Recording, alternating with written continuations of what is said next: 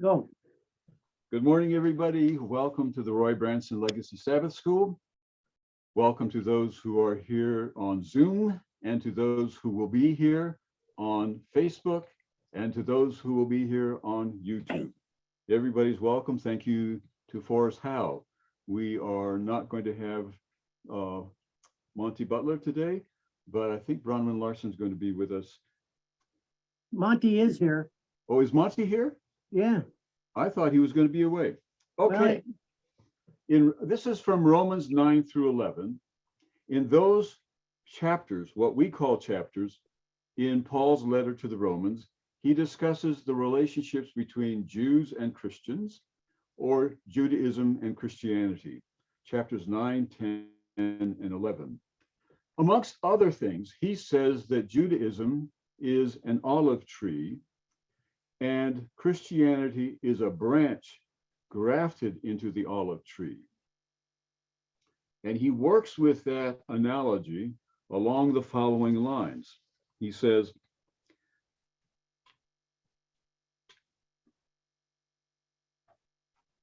but if some of the branches were broken off, and you, a wild olive shoot, were grafted in their place to share the rich root of the olive tree, do not vaunt yourselves over the branches. If you do vaunt yourselves, remember that it is not you that support the root, but the root that supports you. You will say, branches were broken off so that I might be grafted in. That is true. They were broken off because of their unbelief, but you stand only through faith. So do not become proud, but stand in awe.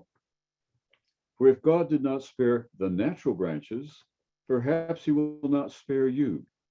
Note then the kindness and the severity of God. Severity toward those who have fallen, but God's kindness towards you, provided you continue in his kindness. Otherwise you will be cut off. And even those of Israel, if they do not persist in unbelief, will be grafted in. For God has the power to graft them in again. For if you who have been cut from what is by nature a wild olive tree and grafted, contrary to nature, into a cultivated olive tree, how much more will those natural branches be grafted back into their own olive tree? So we begin with prayer. To God, again, we are thankful for time, place, and circumstances that bring us together. We are also thankful for the ministry of Paul, from which we benefit so much far away, time-wise, than he was, so very far away. We're thank you for Matthew Korpman, who has been an amazingly successful minister in his young life, and we take pleasure, take happiness in his progress, and look forward to much more. Help us to learn from him again today, as we have so often in the past. In Christ's name, amen. Welcome, Matthew. We're glad to have you here. It's been a while since you've been with us, so maybe you can tell us a little bit about what you've been doing since last you were here, and then we will hear from you about your subject. Okay, thank you so much for having me here. It's wonderful to be with all of you and just to be able to commune with such an amazing group of people. And I truly mean that, because I've been here enough with all of you to have a good sense of all of you. It's been a while. Yeah, I've been quite busy, so busy that sometimes I have trouble remembering exactly what I've been doing. It reminds me of when I was at Yale Divinity School. One time I was with my advisor, John Collins, and I was like, oh, I noticed that you're in this upcoming Oxford handbook. And he was like, am I? Which one? What is this?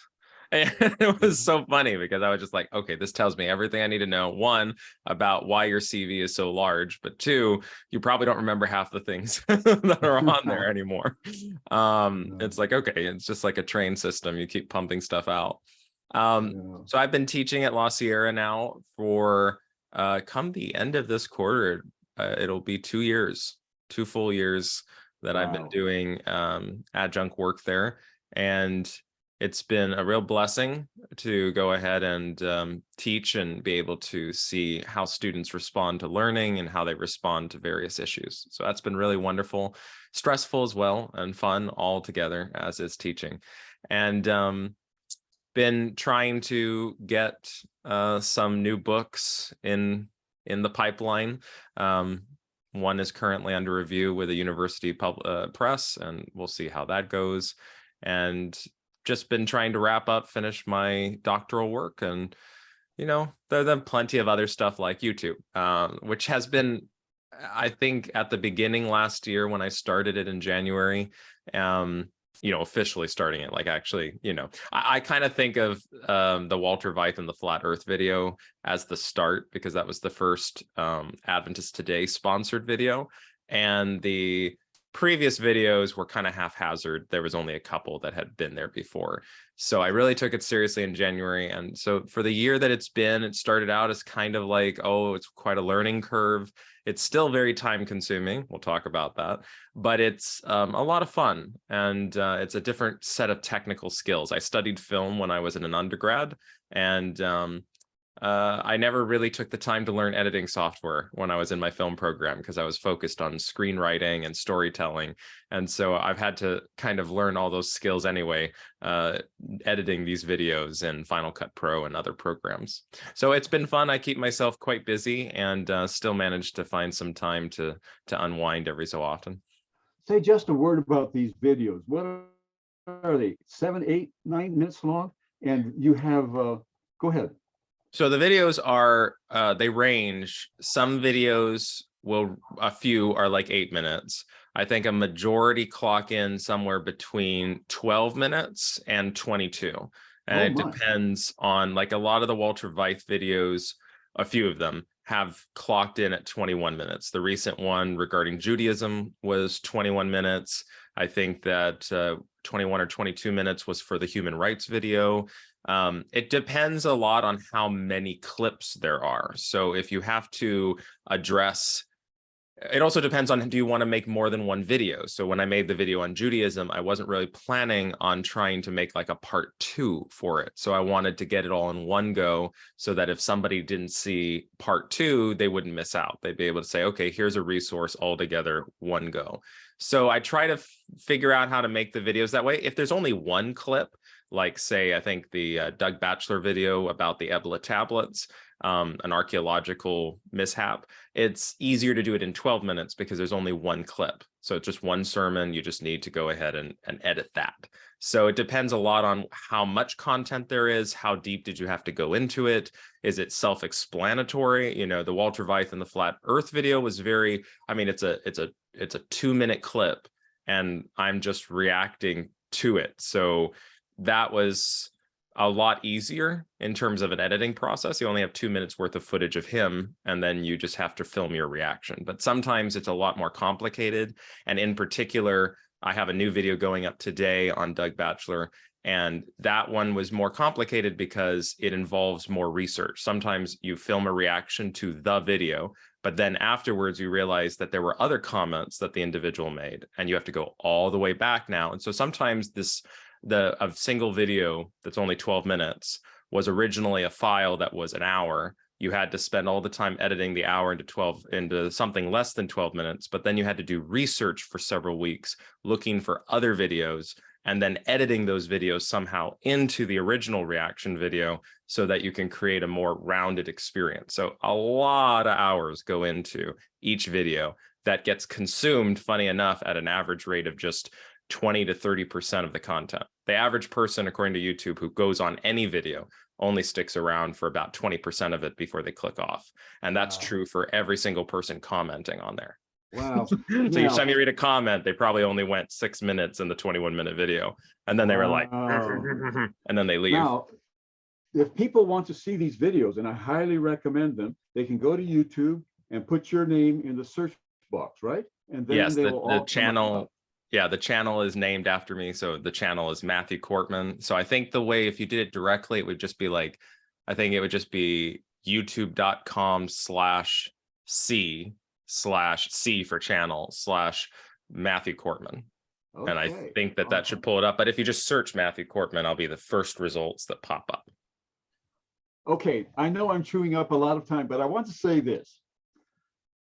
Matthew, one of the things I respect about you, one of the things is that you have been able to grow intellectually and spiritually without becoming negative about your past or apprehensive about your future. If I remember correctly, you became an Adventist from rather conservative Adventists, and that you have been growing and you did not become angry at them and you did not become threatened by the new, but you picked up what you could at La Sierra, which was more than what you got from them. And then you went to Yale and you picked up some stuff there that you probably didn't get at La Sierra, and you were able to incorporate that. Now that you're at the University of Birmingham, you're going to pick up some more stuff, and you seem to be able to grow happily happily without having all the turmoil that some people do along the way. Do you want to comment on that at all? Yeah, no, it's funny. I don't think we've ever talked about that here, but I get asked that when I published Saying No to God, I had a lot of podcast interviews where people would, on these very progressive Christian podcasts, and they're always asking, okay, so what is your deconstruction experience? And it's funny too, because like I teach Derrida and deconstruction, and so you'd think like it would be very personal, but actually I always tell them the same thing. I've always been I wouldn't say that actually. If you've read my book, Saying No to God, then from a couple of the chapters in the second half, I tell stories about when I was a teenager, just how belligerent I could be. I could be the best of the Veiths. I could be, to give an illustration, there was a story I told where I was in a thrift store. I was in the book section and I was looking through the novels, and there was the Left Behind series. Someone had donated like the entire Left Behind series. And there was an evangelical middle-aged woman, and she was standing next to me, and she goes, I pulled out Left Behind to look at it because I was thinking in my Adventism, like, this is that book everyone makes fun of. And she thought of it as like a ministry moment. So she went ahead and said, that's a really good book. And I responded immediately, picking up on this. I think I must have been 13 years old or 14. I was like, yeah, it's really good fiction. I've heard. And then she's like, it's more than fiction, young man. And then I was like, oh, really? And then I actually then went into like a classic Adventist lecture on like, where does the rapture idea come from, and how do they end up splitting up the Daniel's prophecy, and how and at the end of it, I think it was only like a 5-minute spiel, I assume. And then she was like, wow. And she had like this deadpan face. You really know your stuff. She then immediately turned around and walked away. And I, of course, thought, yeah, woohoo, Adventism 1, crazy evangelical rapture people 0. And then I looked back at it in the book, and I'm like, what kind of messed up mindset did I have that I assumed that like that was the correct way to handle things? But the problem is that was the kind of environment you get raised on when you're watching Kenneth Cox, when you're reading Jan Markison. Yeah, I grew up with Jan Markison, for those that remember National Sunday Law, and we I got his newsletters.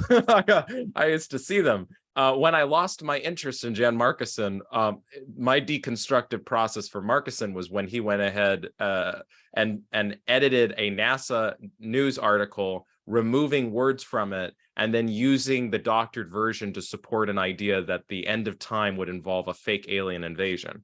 That was an article he pushed in one of his newsletters. At that point, I was like, well, the alien invasion part's already pushing my limits, but the doctored NASA article is really making me question things. But I had experiences like that. I had arguments like that. So I didn't come, if I reflect back, I didn't come from a background of just being relaxed, cool, level-headed. I think I had all those skills, but I'd been trained by a lot of Adventist televangelists, and not my own family, and certainly not my mother, certainly not any of the people who were training me in spirituality, like my grandma. No, but all the things that we were watching, I think I picked up on the spirit of them a lot stronger. And I've always been a very direct person in some ways. So what did end up happening, though, I think, is that my mom had always based me in my faith not on doctrine. She'd based me on relationship. And so I always separated and compartmentalized the relationship and spirituality with Jesus from the doctrines and way in which church thinks about Jesus. And so that allowed me, I think, to not feel threatened when information questioned doctrines. And I was like, oh, okay, so I'm not going to deny my experience, but maybe I don't understand my experience well. So I remember when I read as about 17, 18 years old, leaving high school, I read Bart Ehrman's Misquoting Jesus. And that book's really what saved my faith, which is ironic because a lot of evangelicals who hold to inerrancy looked at Misquoting Jesus like it was the thing that shook their faith. But for me, it made it interesting again. And I didn't see it as frightening that the writers of the Bible and the translators and the editors were all humans who were all involved in a very human process. It made it more like a puzzle, and it made me think of things like, oh, wow, so the Holy Spirit was working this way all along. So I was much more interested in the idea of what did I not know and what more could there be.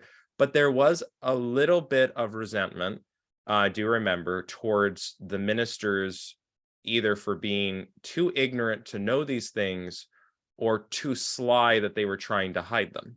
And I didn't want to judge each one based on those things, but I knew that it was one of those two because I was learning what the facts were, and I knew that they would have been either not exposed or exposed to them. So, I remember one of my family members, she had gone 60 plus years in the church, and no one had ever raised the issue of where did the Bible come from? So when I just start talking about the most basic stuff of textual criticism, it shook her. It shook her to her core, just because no one had ever addressed this, and she realized she'd never asked the question, how do I know whether to trust the words on the page? So those kinds of things, I didn't get scared by them. They just were interesting, and I think that is partly due to my personality, but also due to the way that my mom tried to structure how I approached my faith, so that I wouldn't fall into the trap of like a Baptist preacher who says, you can trust the Bible because the Bible has no error. And if the Bible had error, you could not ever trust it, right? That's creating future atheists, right? You're basing them on the sole principle that there is only one pillar. And if that pillar goes, there's no reason you should care anymore. And that's just not, it's not healthy because it's not necessarily the reality. And it's also, you can see this reflected in like Richard Dawkins when he'll talk to a theologian and he's like, well, you guys don't count. Your views don't count. Like you're trying to make everything sophisticated so it doesn't sound as stupid as it really is. It's like, really? From his perspective, he's like, oh, I already know everything and you guys are just trying to make it sound better. It's like, well, what if we know things better and it's just a bunch of these other people who just don't know better enough, so they make it sound really dumb? Different perspectives. So I'm glad that I've been able to avoid those kinds of like extremes, only because I'm willing to sit in the dark quite a long time and trust that the light will come. And I know that a lot of people don't have that skill set or personality disposition. And so they are much more likely to go to one extreme or to the next extreme.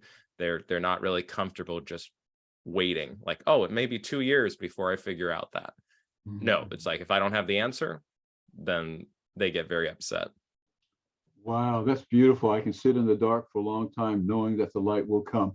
Thank you so much. Now, I've taken a lot of your time. don't shorten your presentation at all. We'll take a break at 10:30, but we won't be done with your presentation by then. We'll come back after the break and continue it. You mean 11:30? I heard 10:30. I'm sorry, 11:30. Okay. I was like, we missed that deadline. We must have really talked over it. Yeah, you did. Sorry. No problem. No, so I wanted to, well, actually, what I wanted to do is, I see that we have, I wanted to make this more of a discussion as well as a presentation. So I was just quickly looking at the chat to see how people are talking here. Okay. So yes, and the attachment to a mother's teaching lasts a very long time. That is the most true. My mother's influence on my spirituality was quintessential. One of the interesting things about what I try to do on YouTube, and my most recent video, most recent at the moment, not most recent by the time that we finish today and so forth, then there'll be another video getting uploaded. But the video I did most recently was on Walter Veith and Judaism. And it is interesting in the sense that I never perceived growing up as a Seventh-day Adventist that anti-Semitism had any possibility to lurk in the church. And it was such a non-issue. I've never experienced it. I've never heard it. The closest I ever got to it was Ellen White in Great Controversy and how she kind of talks in her 19th century way about the Jews. And I only really picked up on that so much as I was teaching students and they were reading the chapters early on in Great Controversy and they're going, why is she talking this way about it's like, oh yeah, you have a good point here. I never really sat down with this. This is kind of problematic. It sounds problematic post-Holocaust, but when you don't ever see it, you're like, oh, it just doesn't exist. You just don't assume it. I mean, I think I always assumed as a teenager and a young person that Seventh-day Adventism was so Jewish. It's so close to Judaism with the Sabbath that I was like, oh, well, you know, I just never thought of how anti-Judaism could creep in. How would it be there? So I remember one of the criticisms that was first given to my book. I was at a conference panel for open theism, I believe it was, or relational theology, and they were reviewing my book. And one of the panelists said that they hoped that in an upcoming edition of Saying No to God, there would be a chapter on saying no to anti-Semitism. And it was the first time I remember thinking, well, that's interesting. Like, okay, yeah, sure. You know, I just never thought that was a need. I didn't think, because I was thinking of Adventists and I thought, well, Adventists don't really have this issue. It was the same way with the chapter on saying no to hell.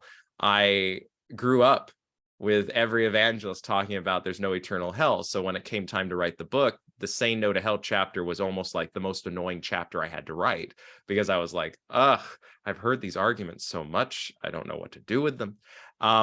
And funny enough, that became one of the most celebrated chapters by a lot of people who aren't Adventists, and they really liked it. But I was like, you know, I'd done everyone in my church know this, but then I had to remind myself, oh, but others don't. But I didn't think of that with anti-Semitism. So it never crossed my mind. I have sexism, patriarchy, homophobia, a bunch of other things, but never thought about the Jews because it just was a blind spot. And then as I'm making these videos about Walter Veith, and I am going into responding to various issues in regards to the different things that he's had to say problematically and react to them, I realized, like, oh, you know, there was that whole huge controversy thing about Judaism that happened in Germany. He's still banned by SDA conferences over that issue in Germany and elsewhere. What resources are there for people to figure that out? And the truth was, you couldn't find any resources on it, except for a couple news articles, just a couple news articles from 2012. And that was a problem. I was like, well, that's weird. You know, no one's commented on this. There weren't even news articles from Adventist Today and Spectrum about how everything turned out. Like the fact that Walter Veith was, I couldn't find a news article describing that Walter Veith had been cleared of charges in Germany. All there was the initial reports and how he got banned, but not anything following. So I was like, well, okay, but you know, what happened with that? Everyone talks about it. It's like something that people know. It gets referenced, but it seems like it was getting referenced in a way in which no one really was for sure what it was about. And in the articles, the main criticisms weren't actually about anti-Semitism, even though that's what carried the titles of the headlines for Adventist Today and Spectrum. Most of the issues were whether or not, as I understand it, Veith was getting investigated by German authorities for whether he did Holocaust denial or he belittled the Jews during the Holocaust, they're very sensitive legally about those issues. And he was cleared of that. Like, no, you didn't do those things, because that's what they were, as I understand it, looking into. But, it involved, for example, a comment he made about little yellow handkerchiefs, as I understand, and little small anecdotes like that. And there was a word that that Veith said was misunderstood because in Afrikaans, it means something different in context than it, right? So these were really nuanced arguments. And I was like, okay, it's hard to even know how legitimate this really was, So then I was like, well, why don't I go look? So I type in on YouTube, Walter Veith and the Jews. And I'm like, oh, it's also not very easy to find. What I could find immediately were several anti-Semitic YouTube users who had uploaded the sermon from 2012 that was about the time Veith got banned, one sermon. And in that sermon, they were titling the videos various things like Walter Veith and the Fake Jews, and a bunch of other crazy titles. And I was like, okay, well, there's an undercurrent here. And these videos by no means were minuscule. They had, these anti-Semitically titled videos had, up 10,000 views or up to, dozens of tens of thousands of views. And I was like, okay, that's a little disconcerting. But then I realized, wait, that sermon is still uploaded by Walter Veith. It's, I believe it's unlisted, but it's uploaded. You can still get it. He still hosts it, but it's unlisted, not private. And I was like, okay. So then I went ahead and started looking through to say, well, okay, what did he used to say before that sermon? And what did he say after? And this was the thing that really started to make me understand things differently. I had to do a lot of searching. I think I did some of the longest research because it's hard to find statements by somebody in their videos. You kind of just have to go one video at a time and scan through for at least, Walter Veith uses a lot of slideshows. So you can kind of get a sense of like what his topic is and whether it might relate to Judaism by just looking at what he's talking about. And so you're going through and you find all that you can. And then eventually you come to figure out, all right, this is what he said in 2004. This is what he said in 2010. This is what he said in 2008. Okay. And you see a consistency. Oh, he keeps repeating this talking point. Oh, okay. Well, now you've established up to 2012. Well, what happened after that? Maybe the German experience changed him. So then you're looking to say, well, did he ever address Judaism afterwards? And I can't find anything. What I can find is that he addressed the controversy in 2012 and he said, well, I'm not an anti-Semite, right? That's his statement. I'm not an anti-Semite. I have no prejudice against the Jewish people. Okay. He also said that in a 2004 sermon. I love the Jews. Okay. I'm not going to question that. But then he is also saying the spirit of prophecy has warned us not to intermingle with people. I'm not giving an exact quote here. I give it in the video, but it's something to the effect of, the spirit of prophecy warned us not to, commingle and cause problems. And he had said that in the sermon in 2012. He had said that I cannot have a union with a religion, Judaism, that speaks ill of Jesus Christ, and I will not be connected with such a religion. And that wasn't in the context of joining it. That was in the context of Christian-Jewish relationships. And before that sermon, he had mocked the idea of a Judeo-Christian faith. Like, what is that? And so I was like, okay, well, that's a weird that's a weird balance. I'm not anti-Semitic, but we shouldn't mingle with Jews. And you cannot find a single comment from him that combats the anti-Judaism claims. And I couldn't find any new videos since 2012 in which he tried to address Judaism, except one in 2020 when he was dealing with the book of Hebrews. And when he did that, he ended up doing a lot of the same problems. I didn't give the full clip in the video that's 21 minutes. There might be a part 2 I end up doing, but he basically, before 2012, he was spreading a fake anti-Semitic, not that he's anti-Semitic, but the quote itself was an anti-Semitic forgery that claimed to be a quote, a curse from the Talmud, and it's not real. He, in 2020, had gone ahead and also spread a misquoted text from the Talmud that was from the Talmud, but was in a very anti-Semitic way misrepresenting what it meant in the Talmud in order to make the Jewish people problematic. So the difficulty with Veith is that he doesn't want to actually say that anything he said is wrong.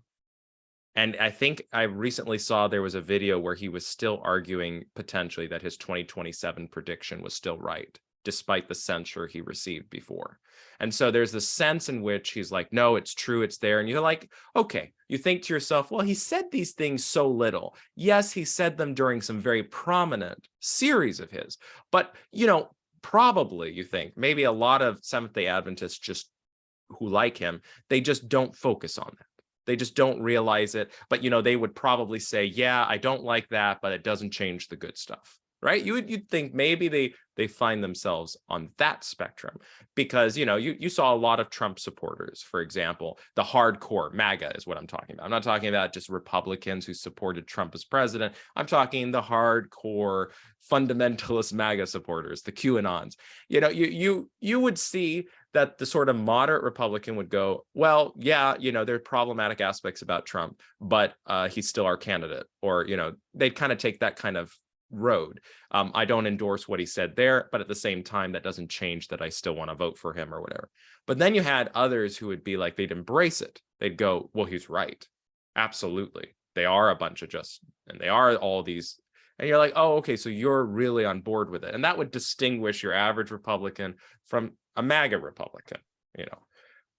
Well, what surprised me, I think, and that's what a minister told me just yesterday, is with the Walter Veith and the Jews video, or right now I think it's titled Walter Veith banned from SDA churches, ?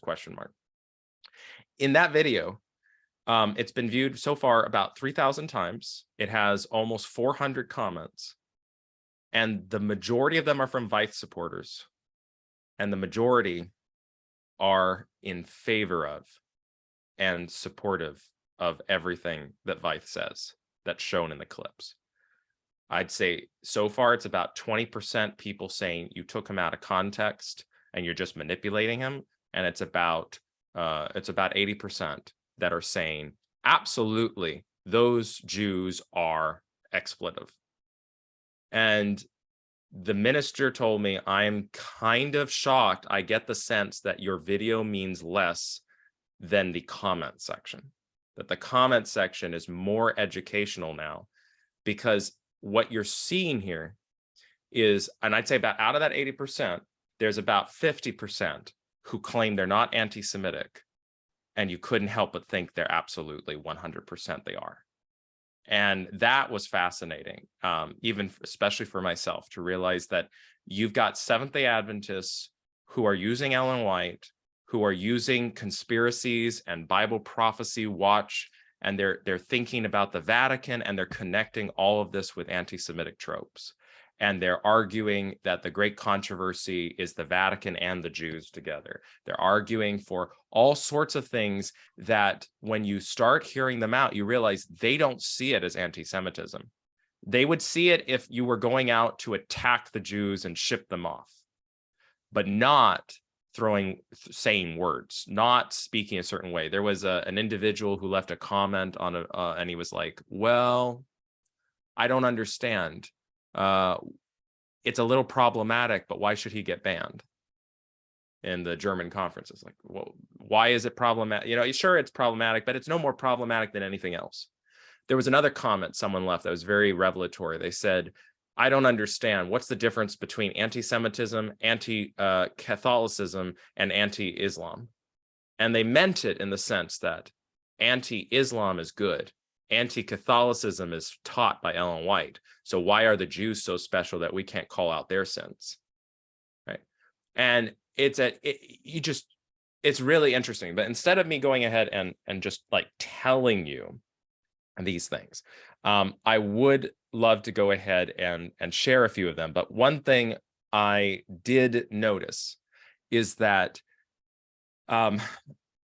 seminars, I want to get sure I say this right. Yeah, Seminar Schloss Bogenhofen, which is a seminary over in Germany, I mean, in Austria, I think it is. And they made a video that had rebutted, the faculty there, they had rebutted Walter Veith. And they had rebutted the fact that he made a 2027 date prediction for Jesus's coming. Or I should say, he entertained. He kept going, well, I don't know. That's his famous thing. I don't know. Maybe it kind of works out that way, but I'm not setting a date. I'm just telling you 2027. What you make of that, it's up to you. That's how he works.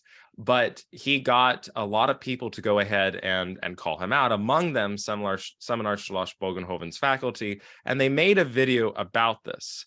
Now, up until recently, throughout my videos, that video has been there and searchable.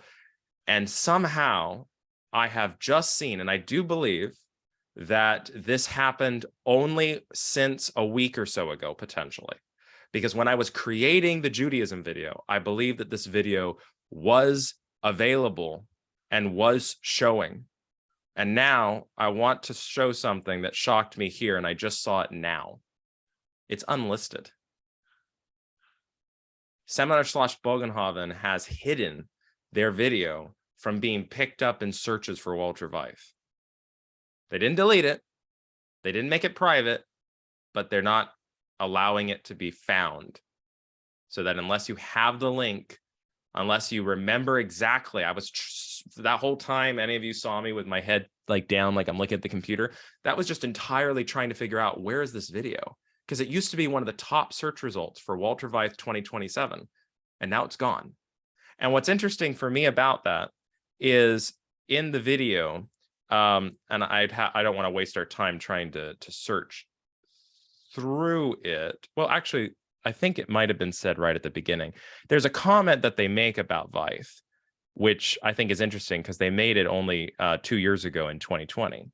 Ich unterrichte Neues Testament und auch Griechische in Bonhoeffer. Und ich unterrichte systematische Theologie und Kirchengeschichte und lehre praktische Theologie und Psychologie. Ich bin Martin Pröbstle und unterrichte Altes und Neues Testament. Und wir hier sind die Dozenten am Seminar Schloss Bogenhofen, und in diesem Video beziehen wir Stellung zu den kürzlich getroffenen Aussagen von Walter Veith über die kosmische Woche. Let's see, I think it's right here in the beginning. Zunächst wollen wir festhalten, dass wir den unermüdlichen Einsatz von Walter Veith, There you go. The opening words by our seminary's academic faculty in Austria. We want to express, first of all, our appreciation for the tireless efforts of Walter Veith to present good Adventist positions. That's their intro before they want to kindly critique that he's predicting the end of the world, and they don't think that that's good. Bleibt unsere Wertschätzung ihm gegenüber völlig unbenommen. In bibeltheologischen Kreisen sind wir. Right. Now, I don't know how that was possible, and I also don't know how Seminar Schloss Bogenhofen managed to get out without a scandal by saying that. Because when you think about the fact that you're dealing with an individual who's banned in Germany by the conferences for what the conferences deemed as anti-Semitic-like behavior, and they didn't want the anti-Jewish conversations and aspects of Walter Veith. And he'd already been previously banned before the controversy in 2012 for other reasons. When you consider that they are writing this now in 2020, that was in 2012, what do they mean, tirelessly good positions? I don't know barely anyone in the church that thinks anything positive about Walter Veith at an official level. Every GC official I talk to seems to think the worst of what they're seeing happening with him. So this was already, I found, extremely odd. Why are they talking in such a kind of reserved, special way about Veith? I mean, I'm presuming it has to do with the kind of followers that are there. But moreover, I found it weird today that they unlisted the video, so that now their critique is somehow retracted. They now are so worried about the attention they've gotten in 2 years over their critique of Veith that now maybe it was a decision, or maybe somebody at the seminary who controls the YouTube channel thought, oh, I will unlist it, no one will notice. I'm now that I know this, I'm going to probably reach out and send an email over them and say, hey, why did you unlist this video? But the important point is, it sounds Orwellian that they could even talk the way that they did and kind of blow past all other previous history. And the difficulty I realized as I was putting together that video on Judaism was, and any Walter Veith material, is that there's some sort of an impression where the people who have to constantly have parishioners in their church come to them complaining about or asking about Walter Veith, they understand there's problems. But where are the resources? Where is the ability for people to find what they need as help? Where is the outreach in the Seventh-day Adventist Church for trying to combat the sorts of attitudes that are developing within certain pockets of Adventism towards Jewish people, or I should say the Jewish faith? Because really a lot of this criticism comes down to how individuals think about the Jewish faith in relationship to Christianity. And of course, part of that is due to the fact that you have issues such as, for example, you have issues like Paul writing about, we are not the tree, the special tree, right? You guys have been grafted in. But then he also kind of talks about how it's possible to say that the others that have been thrown out will be regrafted in, right? So there's that double talk, and that's always proven difficult for how to think. Do you put the emphasis on they were thrown out, and that creates supersessionism? But that's exactly what Paul's saying not to do. Oh, okay, well then they are the stable tree we're getting grafted into. But at the same time, he did say that some get thrown out. So there's some sort of a middle ground that Paul's trying to reach. And throughout history, I think you see with anti-Semitism, people tend to not really actually manage to find that middle ground. They end up going in both ways. Yeah. So I wanted to highlight here, as this is constantly growing, and I happen to know that there's a lot of ministers and others who are utilizing this video's comment section as a teaching tool. And they're constantly going back and looking at each new comment as they come in. So let me sort here by newest, and we'll go down here, because I do want you to see what I'm seeing flow in. And this is just one video. I mean, I'm used to some of the most scandalous and horrible comments coming into me on a host of videos. Veith supporters have been some of the rudest, most angry, most belligerent fundamentalists that I've ever had to encounter personally. And you can see, I never delete their comments. I always keep them on. So if you ever go onto any video, make sure you read the comment section. It's perhaps more entertaining because you're seeing how people react to what they perceive as slights. And one of the things that I always see is that they constantly call Veith the man of God, God's prophet, God, the voice of God.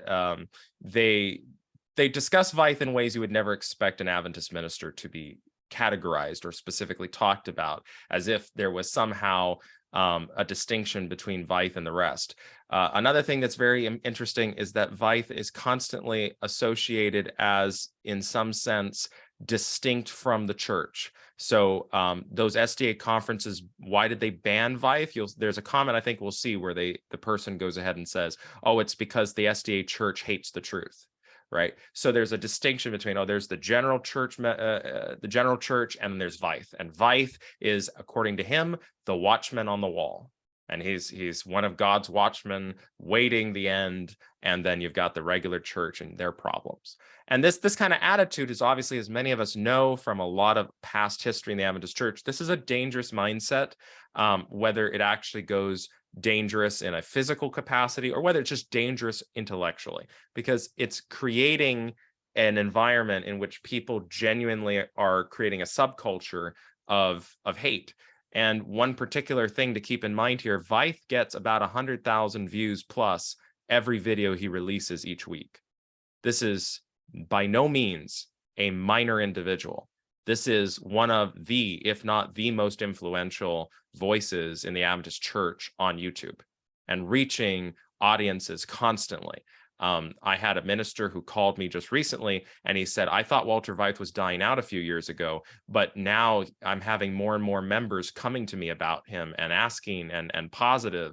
So this is something that's going to keep growing, because the way that the YouTube algorithm works is that it keeps growing. So the audience size that Veith has will keep growing, partly because Veith has so many videos from so many years. So there's plenty of content, and all that content's monetized. So he continues to make money to fuel the ministry just by continuing to publish each new video. That's how it works.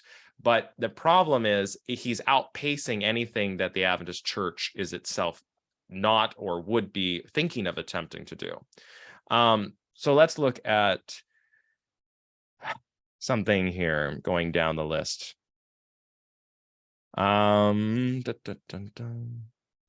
The one world order is trying to compartmentalize everything and control the different religions by shutting down the discourse as hate speech so they can control the narrative. Here we have what seems to be a reference to the idea that anti-Semitism, saying that any criticism of the Jewish people is evil. Oh, if you say that's wrong, oh well, you're shutting down discourse. You're using hate speech as a way to do that. And then you see a bunch of conspiracies, and you can see some of the background that this individual is potentially coming from. I couldn't continue with the video, not because Veith made him sick or because the kind of discussion made him sick. No, you make me sick. Please stop embarrassing yourself. Because of war crimes in Germany, is it really any wonder they're hypersensitive about any use of the word Jew or anything that might seem derogatory?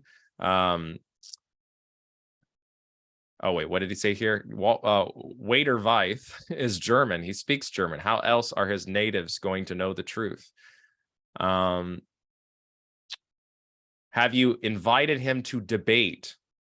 Right, that's a common sentiment. I've seen that in other videos of Veith. I'm surprised that this person was willing to say that the issue of anti-Semitism or anti-Jewish language is a debate, and one that you should be willing to engage in, right? Like, this is a debate. Let's debate slavery, or let's debate whether we should talk about. These are kind of interesting sentiments, but they get much stronger. I feel very sorry for you trying to discredit Walter Veith, a very intelligent man working very hard for God, telling people truth and trying to educate and bring them to Jesus. Notice how this only sounds borderline typical Veith supporter, and then it keeps going. Tell me, do Jews believe in God? Yes. Do Jews believe in Jesus? No. The Jews murdered Jesus. Right? There's the anti-Semitism right on the bot. Right? The Jews murdered Jesus, not Jewish authorities, not the religious leaders of the first century, the Sadducees, or no. The Jews. Jews past, Jews still present. Because they do not believe that he was the Son of God. Do I need to say anything more? And notice someone liked it. If Walter Veith is getting attacked more and more, it's proof for me that he is and has become a man of God. Right? And this is related to anti-Jewishness, right? This is the context, not like anything else. A lot of these comments are very identical to what you see in the Flat Earth videos, or when you see with Walter Veith in regards to human rights or other issues. And all that goes ahead and shows is that even though in those cases you can say, oh, I think I can understand their comments more, they're making the same comments within the context of something that you would think would cause them to, at the very least, not comment. Or at the very least, they would go down the route of saying, you're taking Veith out of context. You're making him look like he's saying things that he really didn't mean.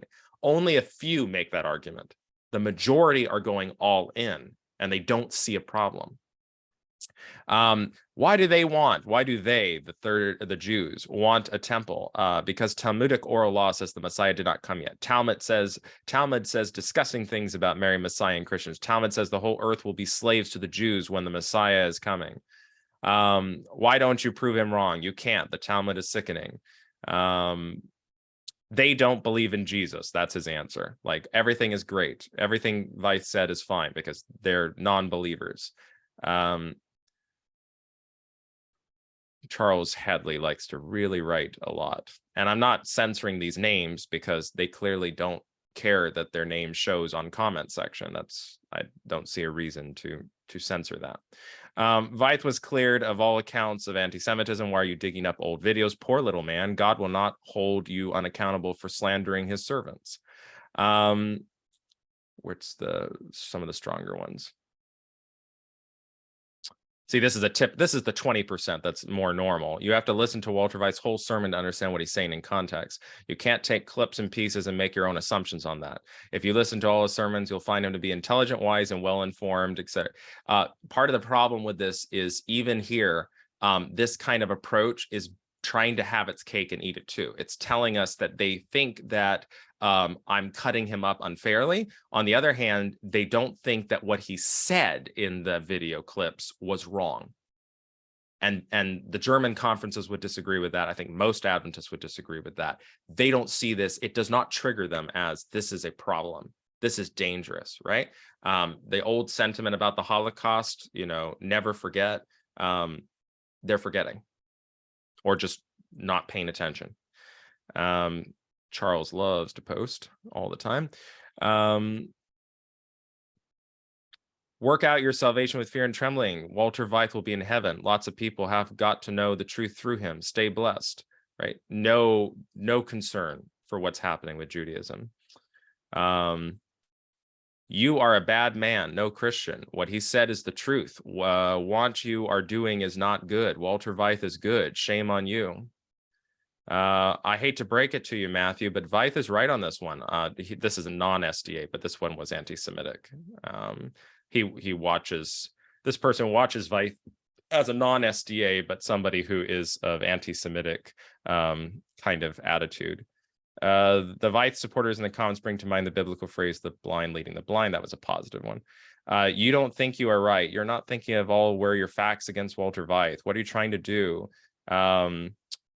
Some of these get really, really bad. All you have to do is type in why the Jews in Israel today do not believe in Jesus. It's that simple, right? All of this is less than 24 hours. And this isn't even the bulk of the comments. We've only gone through maybe 20% of the comments. And statistically, that shouldn't happen. You should not have that much pro-Veith bordering or is anti-Semitic comments compared to each view from Veith supporters, because what YouTube tells me is that the majority of the people coming to my video are coming from YouTube search results for Walter Veith, the overwhelming majority. So this is not like a non-representative sample. This is a representative sample of the typical people who click on it, who are searching for Walter Veith's videos. There is no purpose in, oh wait, that was a good comment. They just misspelled it.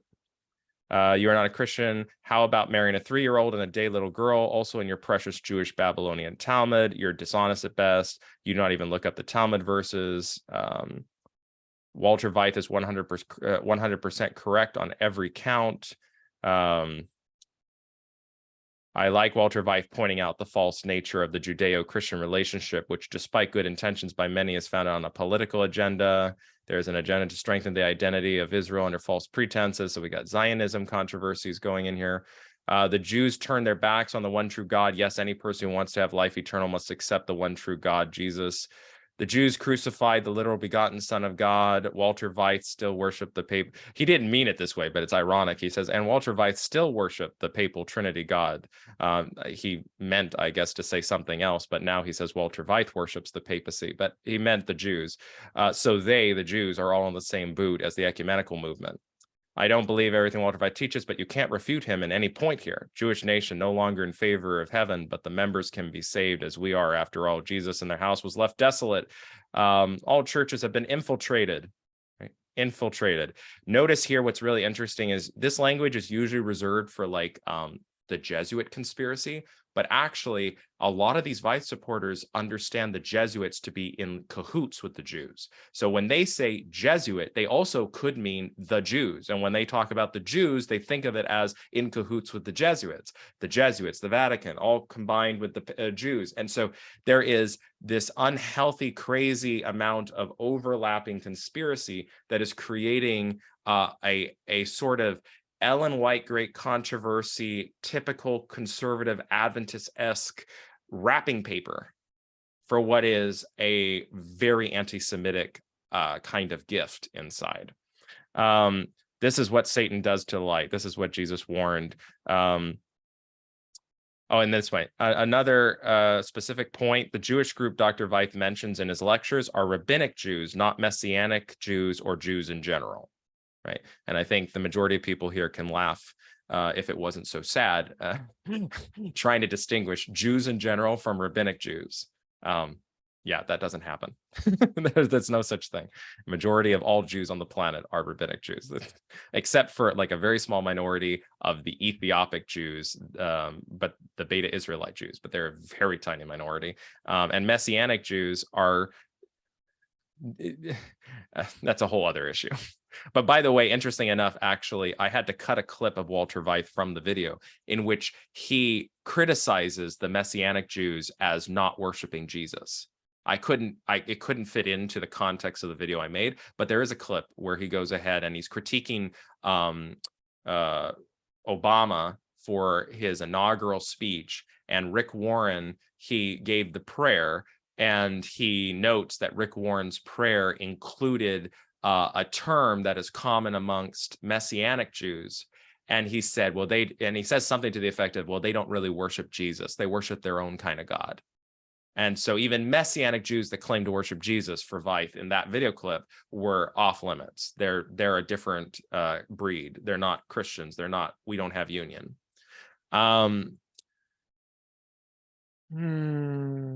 Why don't you leave Walter Veith alone about the Jews? Preach the angel. Sorry to see this. He's not speaking against the Jews or the fact that they're chosen. He's telling you the truth, right? The truth, all the negative things that are being said by Veith about the Jews. The Jews running Israel today are mystical Talmudic Jews.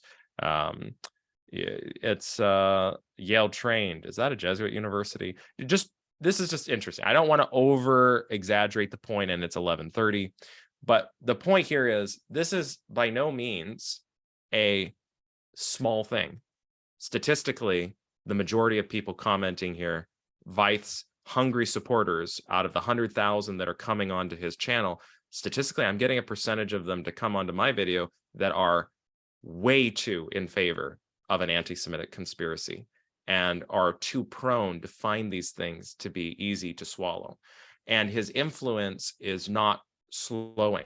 So that tells me that there is an onus and a responsibility on the part of Seventh-day Adventism to not only care and pay attention to how do we deal with and address issues of conspiracy theories in the church, how we speak about Catholicism, right? Reminding me of the individual who said, well, what's the difference between anti-Catholicism and anti-Judaism? Why is there special treatment for the Jews? Exactly. It's coming back to bite us that we are, it reminds me of that quote from Germany, right? Where the Catholic priest said, well, when they went for the socialists, I didn't care. When they went for the communists, I didn't care. Oh, crap, now they're coming for us. I care. Yeah, we're allowing certain pockets of the church to develop in ways that are just wrong. You know, we're somehow concerned in the 1980s about Desmond Ford and imagine that this is a great threat to our church. And we're willing to, create all kinds of drama and tragedy over it. But we're willing to kind of speak positively and create space and not step on the feet of certain ministers because they're speaking in a traditional Adventist sense in some ways, or they use the language. This is definitely a problem. And it tells us that we are creating splinter movements within our church that will leave. I mean, I've seen a lot of Walter Veith supporters say, I am not beholden to the Seventh-day Adventist Church. Walter Veith has the truth. This is the message. And Veith himself has said on tape that he will not be controlled by the church, that there will be a splitting of the ways between people. And this is just Veith. There's a lot of other speakers that are from a Seventh-day Adventist background that do this. But this is a cancer that's growing in our church. And the biggest issue I've seen so far is that no one wants to talk about it. Every other Veith video I've ever posted, I'll have people who come on and try to defend Veith in Facebook groups, private and otherwise. They'll comment. But this video on anti-Semitism, both people who would be against Veith don't want to comment. One minister said, I don't want to get attacked by someone who's anti-Semitic. Another person, the people who would typically defend Veith, they won't say anything. They just leave it alone. So the problem is that this is such a radioactive topic, and the response by a lot is, oh, just leave it alone. That's not the answer. Leaving it alone is not going to solve anything. Clearly, we don't want witch hunts in the Adventist Church. We don't need groups of people who are specifically trying to keep theology in line. We don't want that, but we also do not want to allow visible and objectively bad language, especially from people who have very strained relationships with various church conferences, to be able to just carte blanche have access to shape an Adventist narrative, or to invite people to create a narrative or allow them to create this narrative in their minds. Veith has never attempted to deal with anti-Semitism. He's never tried to teach against it. He dedicates lots of times to the vaccines and other controversies, but will he spend time focused on trying to address these? No. Has he ever tried to address any of the videos that I created that critiqued him? No. Has he addressed other issues that have arisen amongst his followers? Yes. So this is a difficulty that I think is illustrated and self-explanatory, but it's something that most of us would, I think, otherwise be unaware is at such a high level. I certainly would not have guessed that before publishing the video. I thought I was creating something specific about Veith, and a lot of people now see this as really creating the circumstances to see a bunch of other people responding to Veith. So when we're gonna, I know, take a break, and when we come back, we'll talk a bit and have, I think, because that's how we typically do it, we have Q&A, but I'll also share a bit about the need for Adventists to be engaged in media, to be engaged in YouTube, to be engaged in trying to do these endeavors, because we don't have anyone really doing it. And that's not because we couldn't, it's because we're not used to it. It's not part of our skills. But increasingly, the people who are choosing and seeing its value are the ones that many of us are very much concerned with or unhappy with. And that's only going to change as there are alternative voices.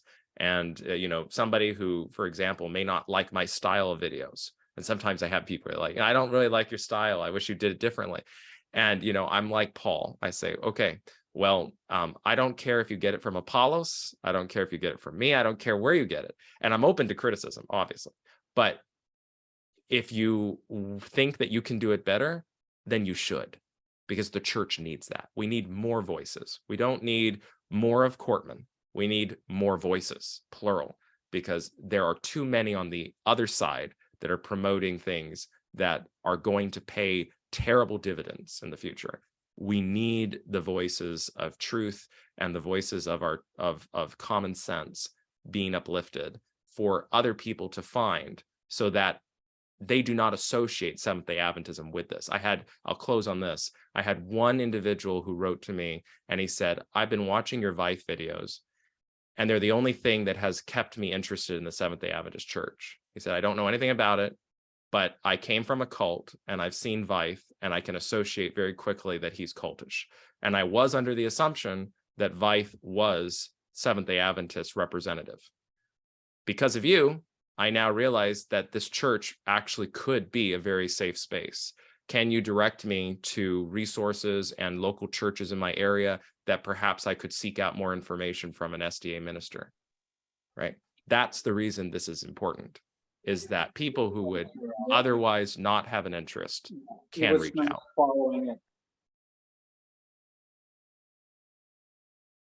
Okay.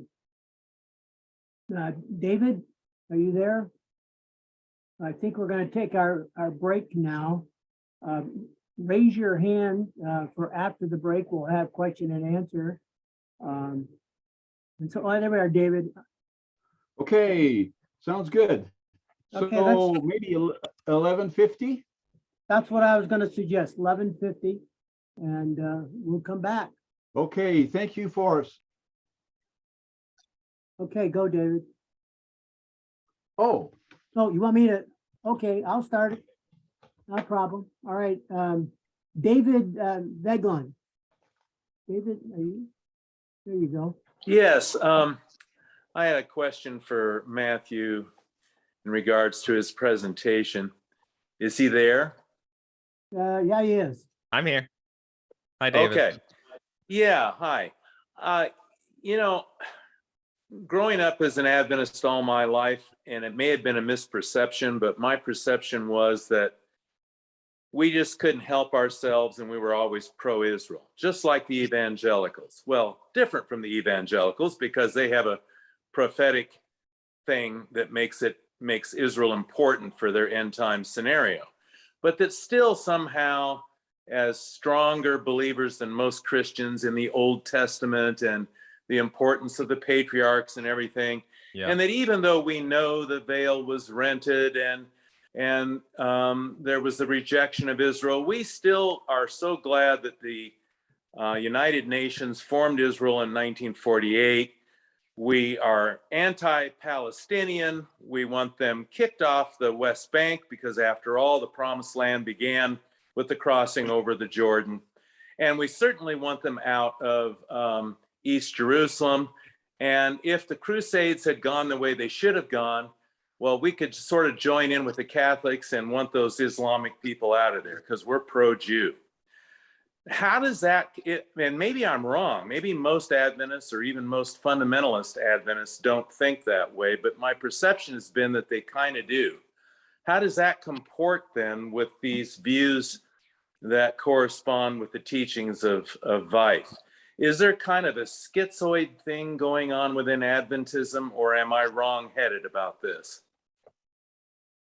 I think you're illustrating the point I'm having to make with the students in my class this quarter on worldview and postmodernism and the different ways people perceive things.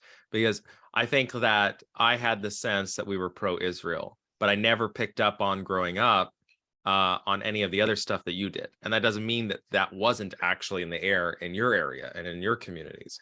I think the difference is that back then, the only way those things got out and spread is your local minister, traveling minister, and your televangelist. And the televangelists were much more on the same page and kind of spreading all, Kenneth Cox wasn't doing anything unusual in his heyday. He was doing what all the other ones were doing. And so you had a sense of what Adventists believed because you had a sense of everything they were probably hearing, except for anything local, right? So I think what's different now is that although there were probably pockets in each community where there were certain views and ideas that were in those locales, but not another one because of the influence of certain individuals, now because of YouTube and independent ministries and the lack of sort of presence that different Adventist authorities give now, and I mean that in terms of faculty at universities or prominent ministers. They just don't exert their influence. They don't want to look like they're against someone. I remember there was a very famous minister I was friends with, and I asked them, would you share one of the videos about Veith? He said, no, I've made it a habit now never to criticize any minister because I had a bad experience where they all came to attack me for doing it.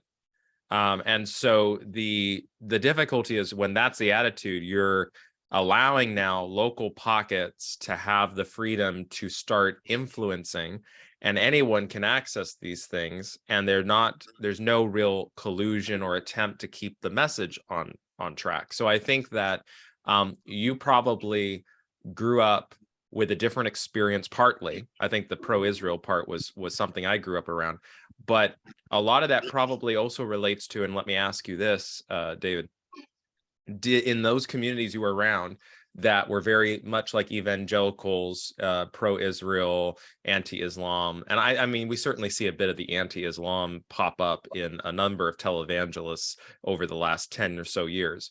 Ever since 2001, it was very easy for that to pop up. But what I'm curious about is how much of the evangelical doctrine of inerrancy was also present in its application in the Adventist circles you knew. Not that it was said, but the practice of kind of talking about the Bible like there wouldn't be an error in it, or there couldn't be a problem with it, or the humans really didn't write it, it's just God speaking directly. Did you have more of that in those communities and conversations that would also, you think, be very evangelical-esque, pro-Israel, anti-Islam? Sorry, Dave, I don't hear you. You're muted. I can't actually remember having in-depth conversations with anybody. And by the way, I did grow up in. Can you hear me? Yeah, David. I was saying, was it your sense? Like, did you sense inerrancy as like the air in the atmosphere? Yeah, well, I don't know. And I grew up in the Loma Linda, La Sierra area.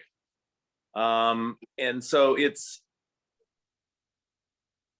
I don't know if I associated that more with fundamentalism. I think, being quite a bit older than you are, there didn't used to be that kind of a clear divide between fundamentalists and progressives and that sort of thing.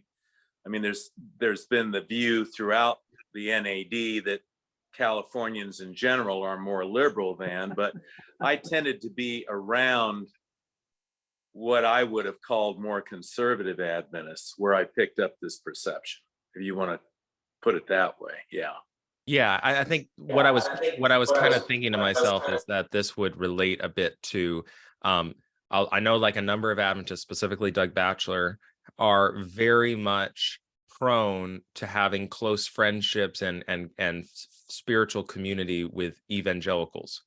And because evangelicals have certain political views and certain doctrinal ideas, at times these Adventists have tended to be more influenced by their connection to those groups and how they see things than any actual knowledge of the early debates in Adventism from the 1800s and 1900s with Ellen White's views on inerrancy or issues in regards to these things. So I was kind of curious as to like where to situate that specific cultural pot of Adventism that you were connected with in terms of who they were connected to, because various groups, you can kind of hear the echoes of who they're talking to, right? Anyone who hears me can hear the echoes of Yale and higher criticism and biblical scholarship and all these things. And it works that way. And sometimes, unfortunately, we will talk about Adventism and then we will forget how much of our contemporary experience is influenced by others, by other groups that are influencing those around us.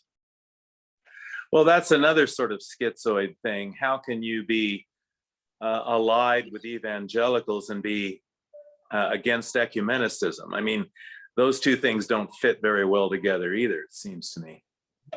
I think it's because those that are against ecumenism don't think of evangelicals as a different religion.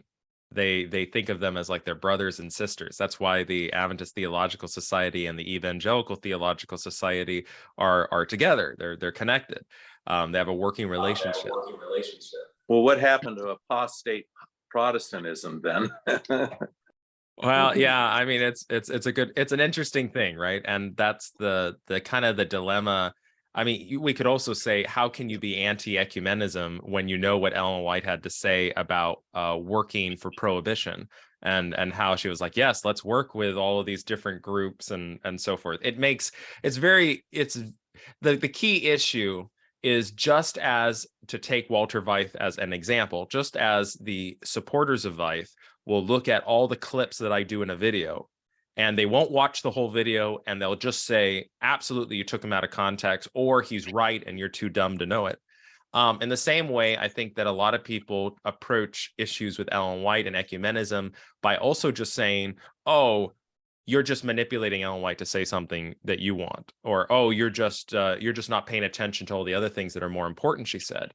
And Veith has actually responded to my flat earth video. I have a video that's going to come out where I respond to his response, because most people don't realize he responded.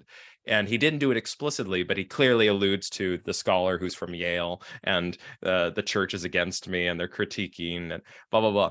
But the thing he does do is he goes ahead and he makes this argument, in a sense. Dagnabbit, this has happened to me now twice in the last 2 weeks, where my brain just suddenly. It's called old age, Matthew. Yeah, but I've been having this since I was in my 20s. This is Old. every. Anyway, I do want you to stay concise because I've got several people. All right. Yeah, no. I think whatever I was going to say, I'm sure that's just another way of framing what I have. So it's fine. I hope, David, that's helpful in terms of, I think you're right that there is a bit of a sort of, I don't know, maybe some people wouldn't be happy with saying schizophrenic because they would think that if they're very touchy about mental health terms. But another way of saying it, someone told me, and would be different, would be like a kind of Jekyll and Hyde perspective, where it's just like you constantly are switching between these different poles. And I do agree that this is a problem, and not just for Adventism, but a lot of religious groups that have issues with this kind of stuff. Okay, all right. Yeah, thanks so much for the conversation. Before I move on to Simona, I just want to remind everyone, we're going to stay with this 3 minutes today question. And then Matthew, if you could tie your responses, that would be good. Thank you so much. All right, Simona, to you. Well, now I'm supposed to fit within 3 minutes, right? Thank you so much, Matthew. Just a couple of comments. First is that humans don't deal well with the vacuum. Every time you create a situation when there is no response, somebody will fill it. And so if the church doesn't have an official statement, an official response to these fringe groups, somebody else will. And it's going to be the fringe group. So we are leaving the podium to people who shouldn't be the ones speaking from it to begin with. So that's number one. Number two, I'm always struck with this. While every love looks differently, every hate looks the same. It doesn't matter, is it anti-Semitism? Is it racism? Is it anti-Islam? Is it, you can brand it any name you want, but they're all the same.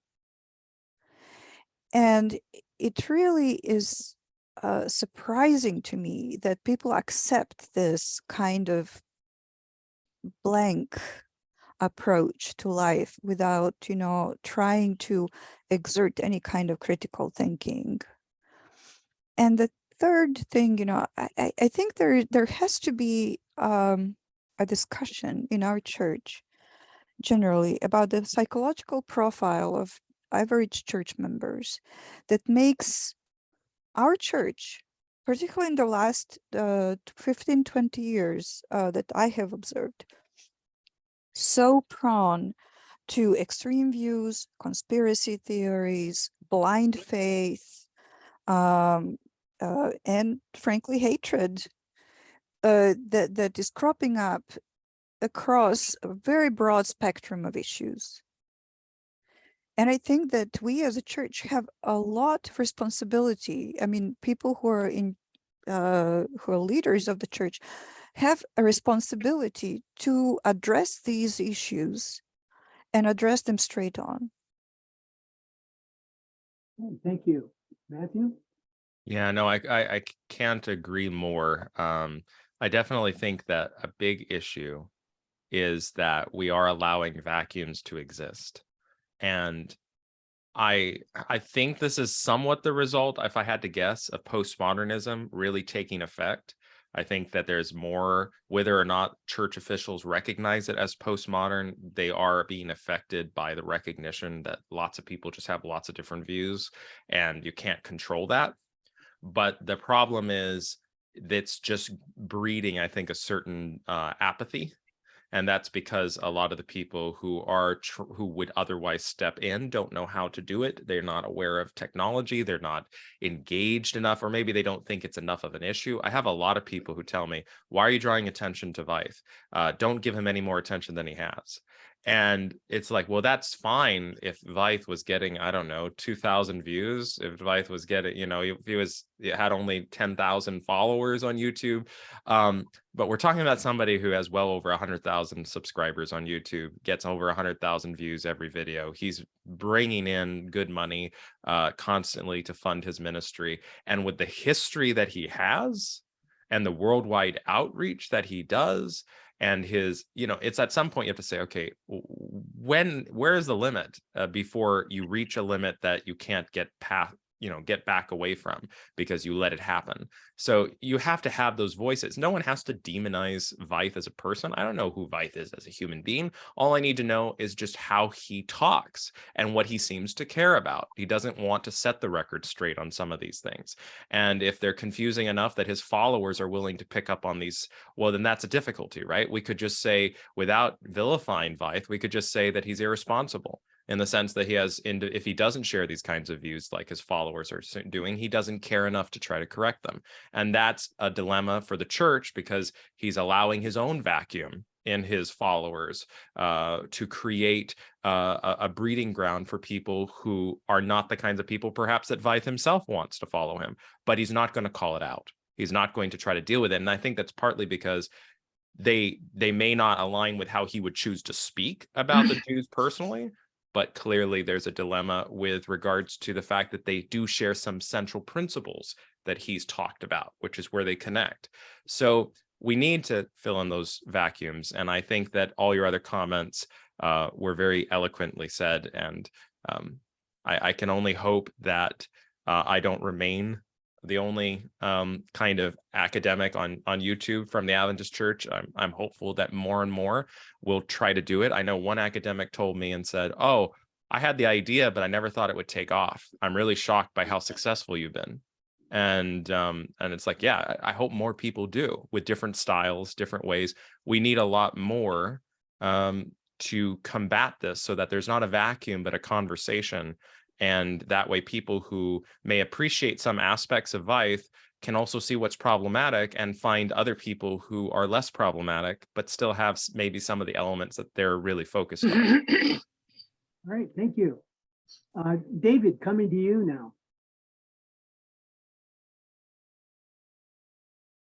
Thank you. I'm putting up on the chat the link to a book by Jacques Ducan, who teaches at Andrews University, and his book is entitled something like Christianity and Judaism, Two Voices for God. So what my suggestion is that we are dealing with this matter as though Walter Veith is somehow an eccentric, unfortunate person. But the doctrine of supersessionism is mainline Christianity. And I'd like to just make that point. That is the doctrine that once Christianity is on the horizon, Judaism has no right to exist. And I'm now quoting from Wolfhard Pannenberg, who's one of the 20th century's greatest theologians. And he's referring back to his book called Jesus, God, and Man. And in this second book, called The Apostles' Creed, this is what he says. The expert reader will notice that I have modified my views at certain points. I should like expressively to draw attention to one alteration which goes deeper than the others. In my book, Jesus, God, and Man, I represented the rejection of Jesus by the Jewish leaders of his day as being the result of his criticism of the law. And I went on to remark that the raising of Jesus, therefore, conversely put the law in the wrong, and to that extent meant, in principle, the end of the Jewish religion. Now, that's been mainline Christianity for years. That is, the view that once Christianity has surfaced, Judaism has no need to exist. What's more, it has no right to exist. And it's only really since the Holocaust that Christians have looked at this doctrine of supersessionism in a more critical way. So it's easy, I think, to dismiss Veith as somehow eccentric on this issue, but he's actually putting into words, perhaps more vividly, what has been standard Christian teaching right down until the Holocaust. Yeah, I absolutely agree with you. If you'd allow me, I'll just share here this 1 minute thing that would illustrate what you're talking about.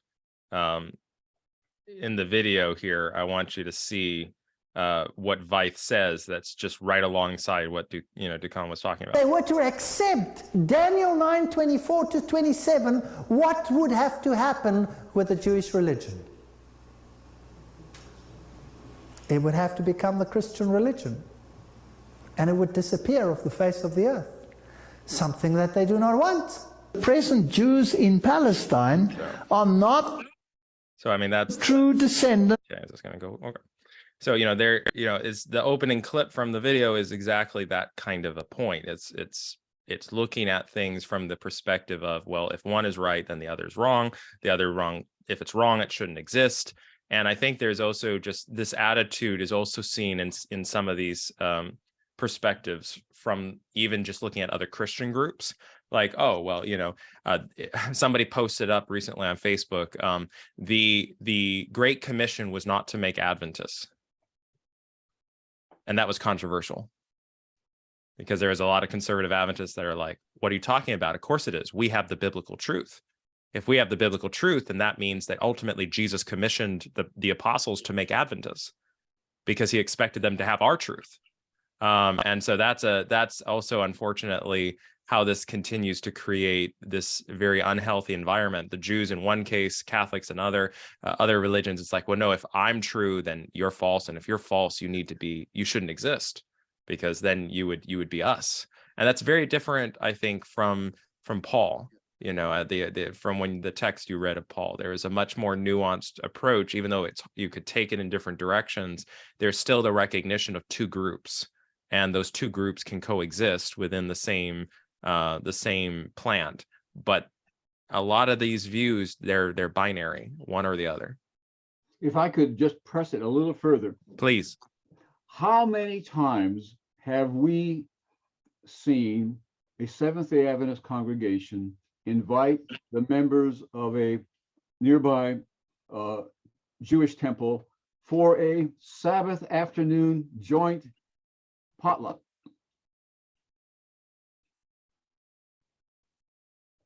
Doesn't happen very often.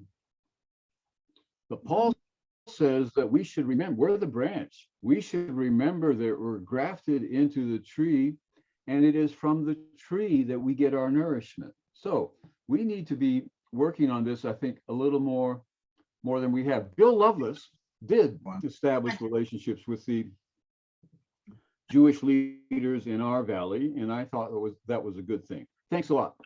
Okay. And by the way, David, it wasn't until I moved to here in California that I had my first Jewish person over for a meal. And it was just, I thought I had to ask him, was he observant or not? He said, no, he wasn't. So it was okay, but you're right. Okay, Peter, coming to you. Matthew, first I want to say that I appreciate very much the fact that you are searching for the truth, because the Bible tells us, is giving us an example about the Christian in Berea, that they were searching for the scriptures to see if they are truth. I'd like to add also that I felt a little bit misguided by Dave today, that he was directing our attention toward the relationship of Martin Luther with the Jews, and you are talking about Professor Walter Veith presentations and his anti-Jewish position. I didn't expect that.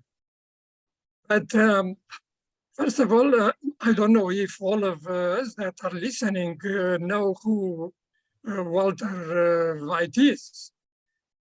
I just want to tell a few words about him. He is an Adventist conservative minister, strongly believes in the Bible and takes it his value, and also in the spirit of prophecy. And especially his experience in Europe was negative because, as we know, starting with Conradi, they didn't, most of them, they didn't believe in the spirit of prophecy. And he's quoting spirit of prophecy, Ellen White, opinions about some things are not seen in a very positive way. I'd like to add also that I believe you will have more positive comments about your videos if you would have been a little bit more balanced. What I mean that is that you should start also talking about a few positive things that Professor Veith is doing. I listened to a lot of his presentations, Total Onslaught and other series. And I don't say that everything that he's saying, it's perfectly all right, but I appreciate his courage taking on difficult issues that we are confronted with. I'd like to add that my experience with the Jews, I worked with a few Jews in my life. I have a few friends, Jewish friends, and my experience with them was a positive one. I found them being intelligent and good people. But I like to add also that not all of them are geniuses, as some people believe. There are some ordinary people among them. Also, I like to mention that disagreeing with some of things that they believe in and they argue for, that doesn't make somebody an anti-Semite. I have a recent experience with listening to a liberal Jewish congregation from the New York Temple. Friday evening, I was listening to my wife a few times. I was curious to see about their worship, and I was extremely surprised when I heard one of the rabbis telling the congregation a few times, not once, that it's okay to curse God. It's okay to curse God.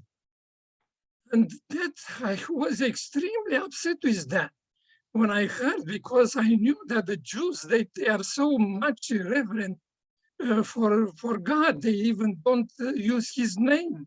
They're replacing with Adonai.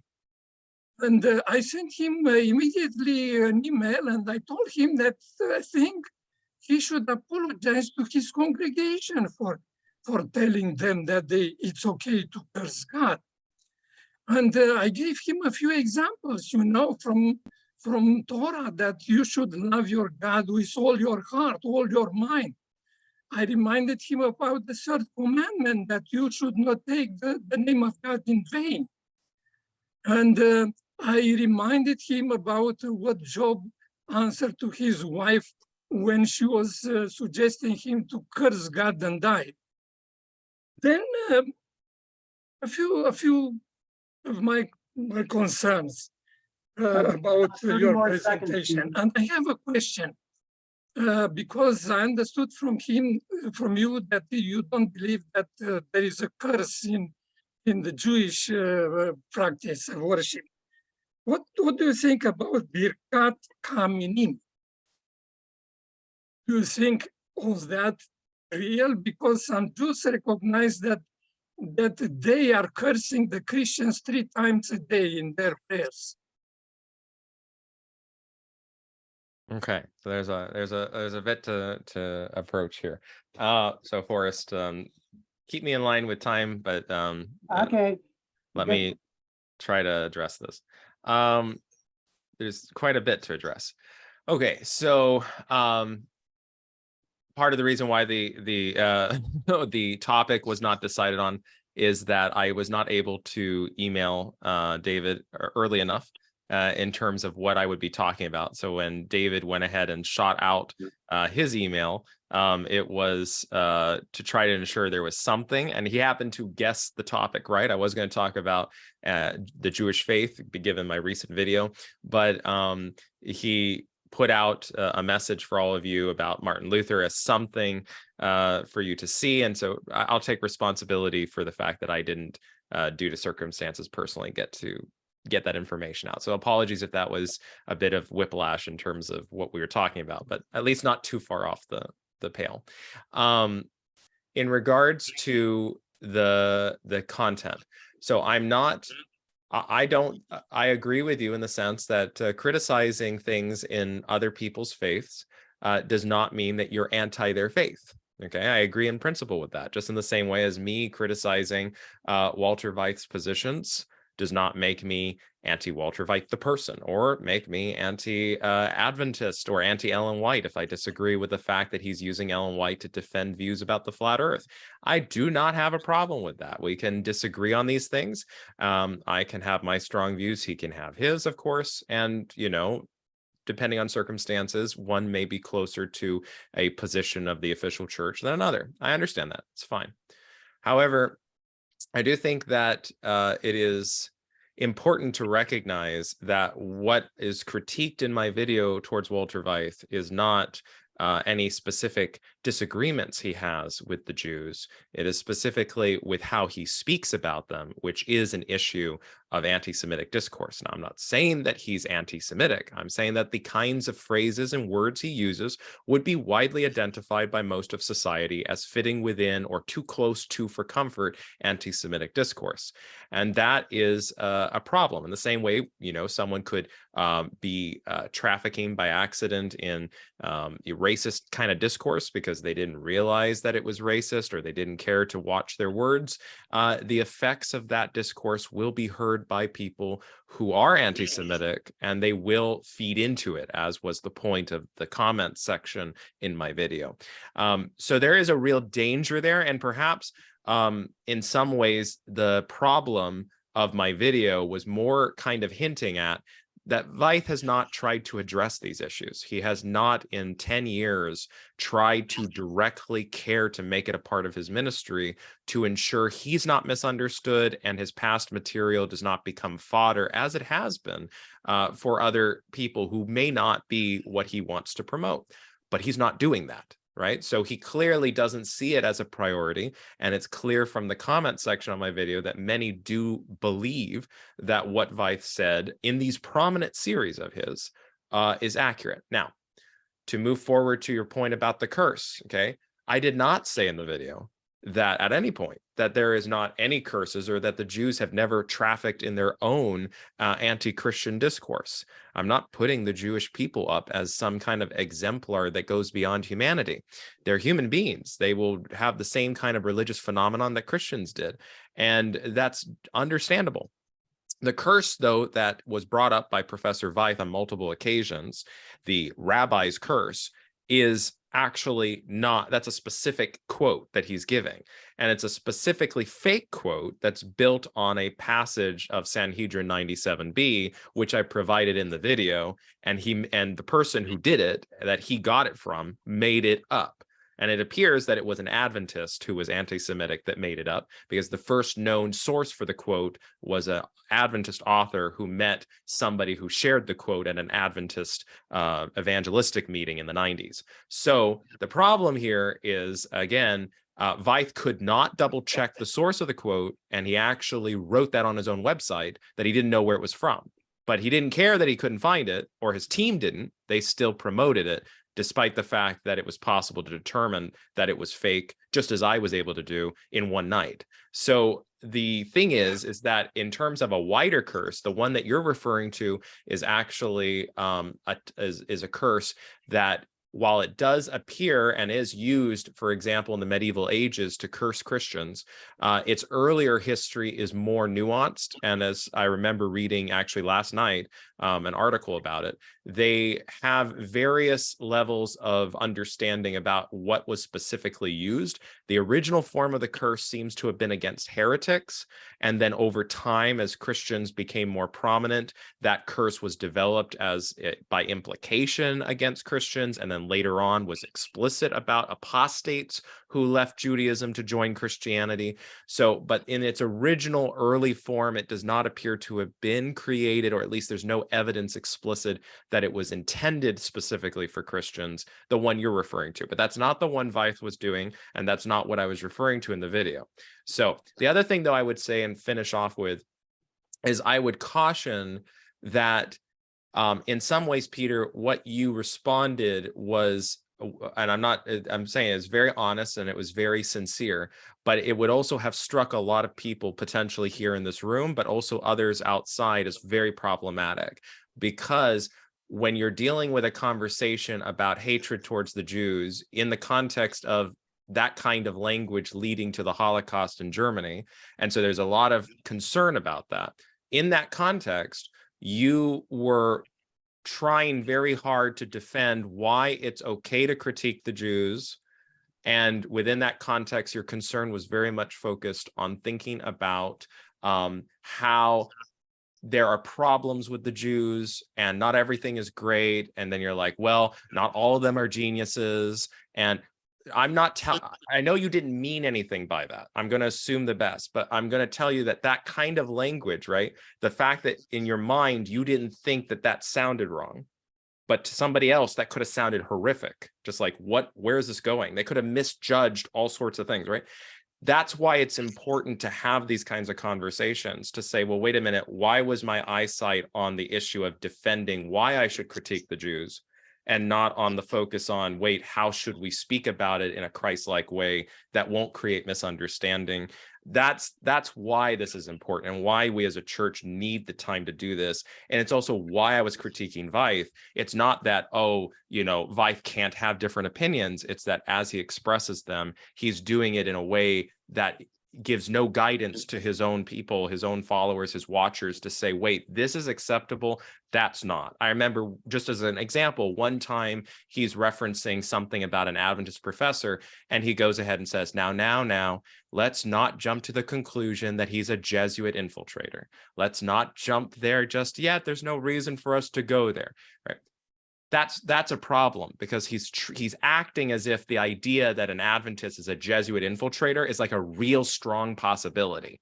Okay. I mean, I know I'm getting everyone and their uncle coming on my comment section saying you're a Jesuit who's infiltrated the church. It's like, here's a much less crazy option. I just happen to be an Adventist who thinks differently. And I could be wrong, or you could be wrong. Very simple answer, but it's not the one that Veith entertains, and it's not the one that his followers entertain. In the same way for Judaism, it's being entertained that there's a grand conspiracy, as opposed to we're all humans and we all make mistakes and we can all play a role in the great controversy without even realizing we're doing it. And so what do you need to do? Keep your eyes on Jesus. That's not the message that's coming through with Veith. He may say those words, but the way he's approaching is it's like Jesus talking to Peter, but he's looking at the disciples, right? And that worked for Jesus. But in terms of how we talk about keeping our eyes on Jesus, we actually have to be looking at him, not just looking over at all these other things and saying, oh yeah, somehow it'll work together. Anyways, those are my comments. Very quickly, I have to answer I've got to go on. what you said.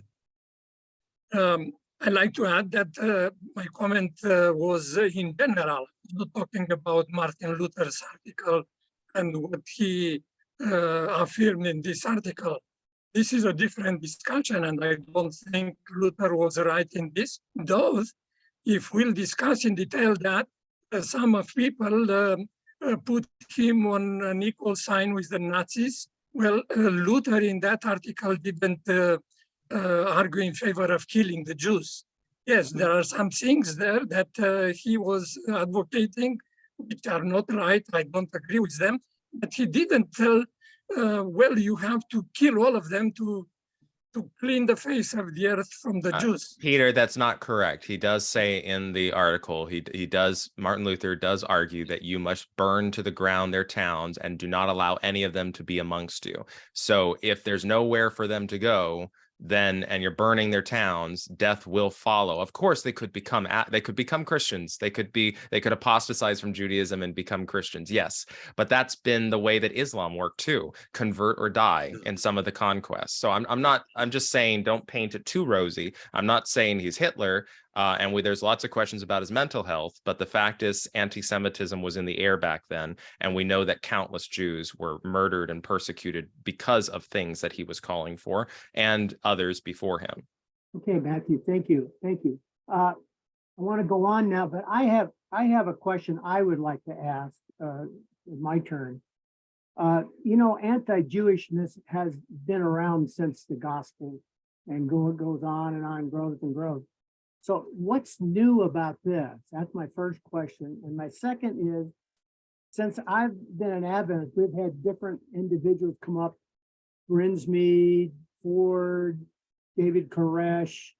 Can't we end up doing whack-a-mole after a while? And couldn't we spend our time on more important things? What's your feeling on that? I don't think it's a new thing. In the 2020 video that Veith did on the book of Hebrews, which I only gave a small clip of, the part where he quotes from the Talmud, and it's a bad quote, but it actually comes from an Adventist author from the 1800s. And he didn't even look up the original Talmud quote. He just quotes from the Adventist author from the 1800s. And what it tells you is, again, in the 19th century America, you had a lot of anti-Semitic language and ideas that were just par for the course in Christianity, as David was talking about. And that is never been dealt with post-Holocaust. We've never really dealt with how these ideas were not emphasized because they were just the cultural air, but how do they influence? So I don't think this is something new. It's more of the as the Jews have always understood it, it's this very malignant cancer that keeps going back and then coming back in, and going out and coming back in. And you have to, like sin, like racism, like discriminations of all sorts, you have to be vigilant about it. And I do agree with you that we need to go ahead and have a lot of positive content as well. But the truth of the matter is, for example, what I do here, each of these videos takes so long, both to edit, days to edit in video footage, weeks to research. And so, sure, I would love to have a team that could produce so much content that I could just sit there and film, and I could make a lot of positive content as well. But the problem is, that's why we need more people doing it, so that we can create positive content, not just critiques of what others are doing wrong, but content that promotes the positive vision we want. But that's got to be a group effort. There's got to be more people trying to do that, or people providing the financial resources, the backing to be able to do that. I can tell you that I do not receive any backing well enough to support most of the work I already do. But the point is, I have to prioritize where I think is the most value. Also, where is the most audience that will actually look at this. I've produced videos for weeks that ended up only getting 800 views. And that's just not a good return on investment. So you do have to think as well, where is the audience and how much time and effort will I put in and hopefully get as a return in terms of how much impact it has. Okay, thank you. And in keeping with our male, female, I'm going to jump down to, it says Jeff, but I have a hunch that's Donna. I think so. Donna? Yeah, it's me. I'm always reminded whenever you speak, Forrest, how much we think alike. I want to That's say scary, Donna. just That's scary. oh, it's a great compliment, Forrest. Right? You're practically brilliant is what she's saying. Oh, okay, I take it. Okay. I thank you very much, Matthew, for this presentation. I have never heard of this guy until this morning when you were talking about it. Never heard his name, had no idea he was an Adventist evangelist or had anything to do with our church. And I should add, Peter didn't mention this. He is an ordained Seventh-day Adventist minister who was never removed from his conference. So just to, in his conference, he maintained his good standing despite the rest of the world. So he has, and they even continued to support his independent ministry post his leaving his typical duties. So just to put that out there, so we understand this is not a fringe voice in a official capacity. This was a rather a fringe voice, if you want to think ideologically, but not specifically in his position in the church.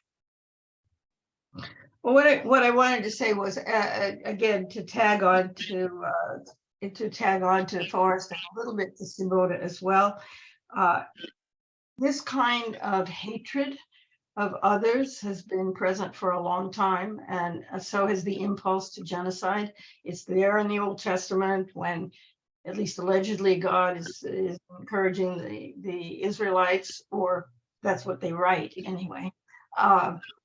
That to eliminate this particular set of enemies to the last baby, to the last animal, and all must be slain as somehow this group must be wiped off the earth. So they were told to do that, and then there are people who think that it's right to turn about and do that to Jews. But it's present.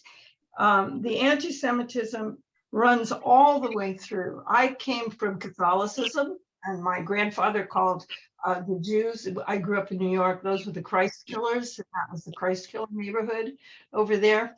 Pope Pius XII, to whom I curtsied, whose picture we curtsied every time we entered the classroom.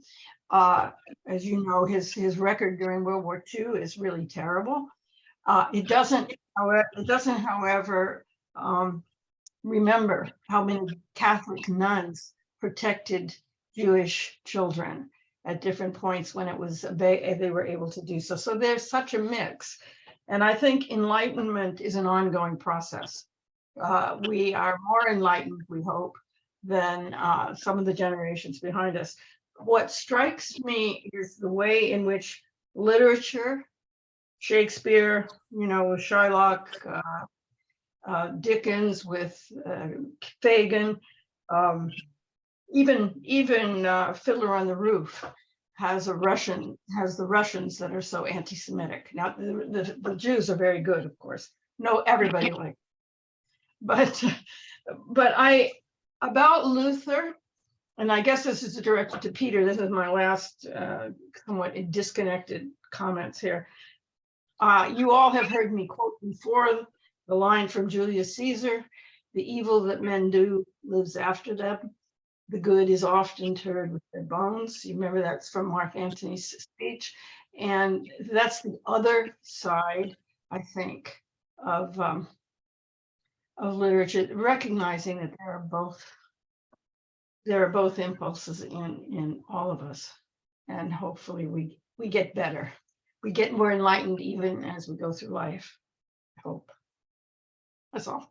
But anyway, thanks so much, Matthew. This is really interesting.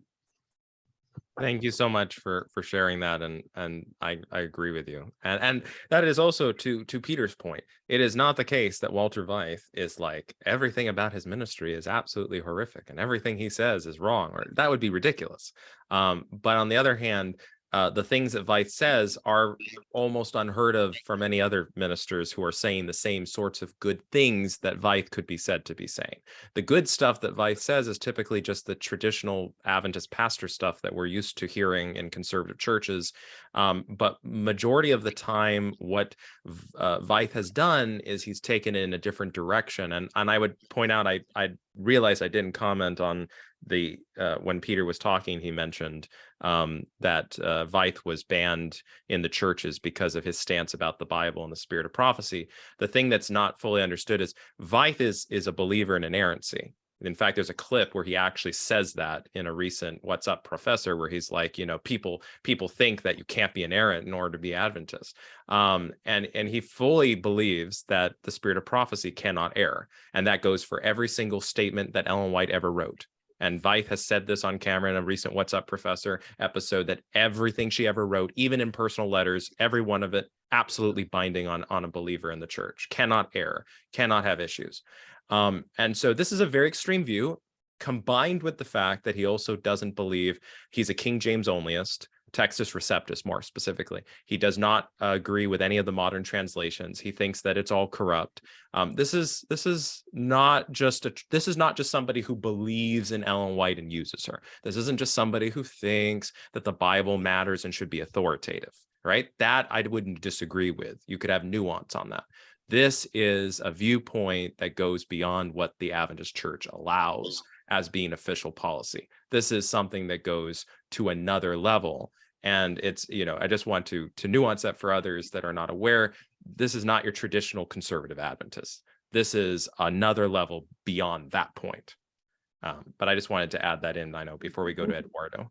And before I go to Eduardo, I just want to say we're over time, but I got three names, three hands up, so we're going to go through those, but please limit yourself to 3 minutes or less. And then Matthew, I can always mute you, Matthew. Anyway, Eduardo, to you.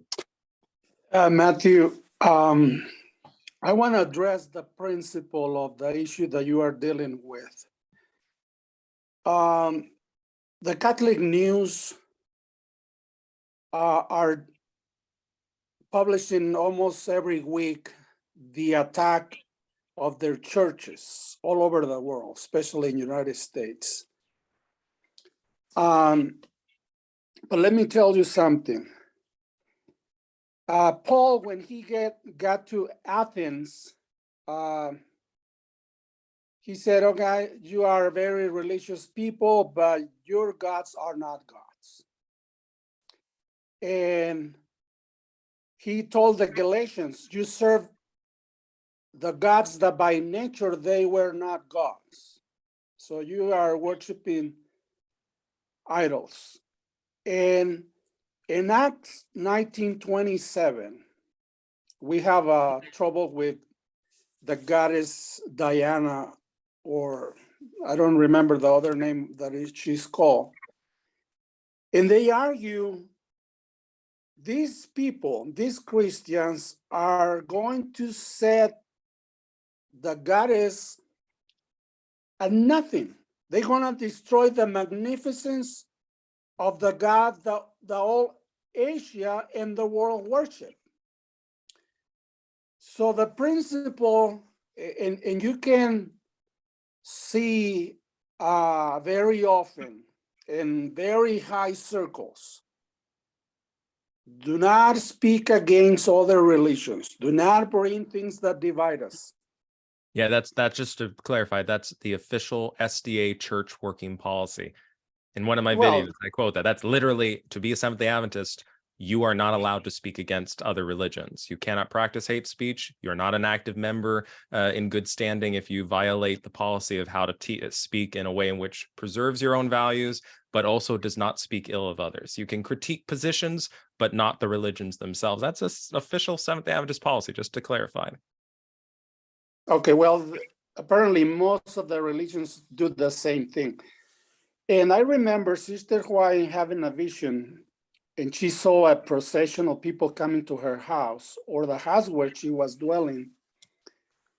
And these people came and said, this property is proscribed because they speak against our order. So I don't see any criminality on speaking against other religions, unless you prescribe violence. I don't think that there's nothing wrong in the principle of destroying the other religions like the Christians did to the Roman gods. The Romans have, I don't know, dozens or hundreds of gods. And the Christian king said, hey, you guys, your gods are not gods, Eduardo, period.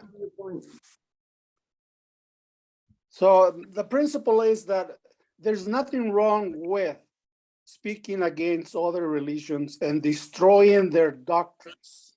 There is nothing wrong. They are afraid because they're going to say, oh, they're going to destroy us. We're going to become nothing, and we're going to lose our business. What do you think, Matthew? Well, I completely disagree. I think official church policy in the Adventist Church disagrees. And I think Ellen White disagrees on this point as well in numerous statements where she tells Adventists they should never speak a word against other religions or raise their voice in ways that cause controversy unnecessarily. It's one thing to say I disagree with another religion's belief on X because I come from a different view and I see it this way. It's a different thing to say that I'm going to, as you quotedly said, destroy other religions. I'm going to attempt to destroy their belief system. I'm going to attempt to assert that they're wrong. I think this is a bad place because, again, we have an onus of responsibility, not only towards what we would do when we say things, but how other people who would not do as we do hear the things we say. And so if we are promoting ideas that would, I mean, think of it this way. It's not like the majority of German people in the 1920s and 30s decided, yeah, let's all go kill Jews. It only took some people who could hear all the same rhetoric, but didn't have any of the Christian reservations to say exactly. And then they co-opted the movement and they were able to infiltrate the churches and be able to bring them. And the German churches didn't have a problem with the Nazis because they already agreed in principle, even if they themselves didn't have the constitution or desire to go and do it themselves physically. So I think that words can lead to violence. I think we have a moral responsibility, as Ellen White says, to avoid any words that could lead to that, including anti-religious language. And I'm proud that the Adventist Church officially has working policies that are against hate speech, even if we do have debates about what constitutes that. Nonetheless, it is still a principle within Adventism I'm proud of, that we do not try to stir up controversy. And Ellen White explicitly prohibited on many occasions that anyone should try to stir up such controversy. Okay, thank you. Now, I'm going to go to Bronwyn, Simona, because you've had a chance before, so I'm going to go to Bronwyn, and then we'll go to Simona. Bronwyn, to you. Can you hear me? It's faintly. Can you hear me? I can hear you. I can hear you loud and clear. Thank you. I went blank here. Matthew, thank you for all your research. This is wonderful. During the whole first hour that you presented, one phrase went through my mind. Methinkest thou protesteth too much? Could it be that Walter Veith does not deal with the issues he promotes because he has Jewish ancestry? We see this with homophobia. Maybe we are seeing it with anti-Semitism. Okay, let me put it this way. I think in a generalized sense, I would be like, yeah, like generally do anti-Semitic people potentially have connections to the thing? Okay. I do think that I have a problem personally and professionally with trying to psychologize Walter Veith that way, because I don't know him. I don't know his ancestry. And even if I did, I wouldn't be sure that that actually is something that influences his views. I think that if anything, the postmodern era has taught us is that you can have countless reasons for why you do the things you do, or countless ways of interpretation. So I don't necessarily want to try to imagine why and how Veith does things that only God himself or Veith or maybe only God knows. So that's not an area I would want to go into personally on him. In general, I'm sure that statistically it is true that many who are anti-Semitic share concerns or worries or have history with the Jews, because we've established that that does occur, but it's not like it means every single person who has those issues does. I also really, if you want to know, I really don't think that Veith personally is against the Jewish people. I think that Veith's issues are much more anti-other religions. And I think that Veith views all forms of Judaism as another religion, not connected to Christianity. I think that Veith, given what he's made as comments, is much more focused on trying to say that Adventists shouldn't have connection with any other religions, because that's really an emphasis. I mean, he's on other occasions accused Buddhists of being Nazis. He's on other occasions gone ahead and said different crazy things. And he once criticized a European city, or was it Dubai, where there was a mosque, a church, and a synagogue, and they all shared a huge plot of land so that when the people left their services, they would have a common courtyard. And he criticized that as something from Satan, because he thought that Christians, Muslims, and Jews, even if they're worshiping their different faiths, they shouldn't have interrelations. They shouldn't connect together. So I think that the issue for Veith is not specific about people, genetics. I don't think that that connects. But I do think that given the comments he makes, the implications, I mean, he could obviously clarify this if he just made a video where he addressed it, but he has never done that. So you have to piece together all of his different views. And I think the implications, at least as I piece them together, is that his issue is that it's a different faith.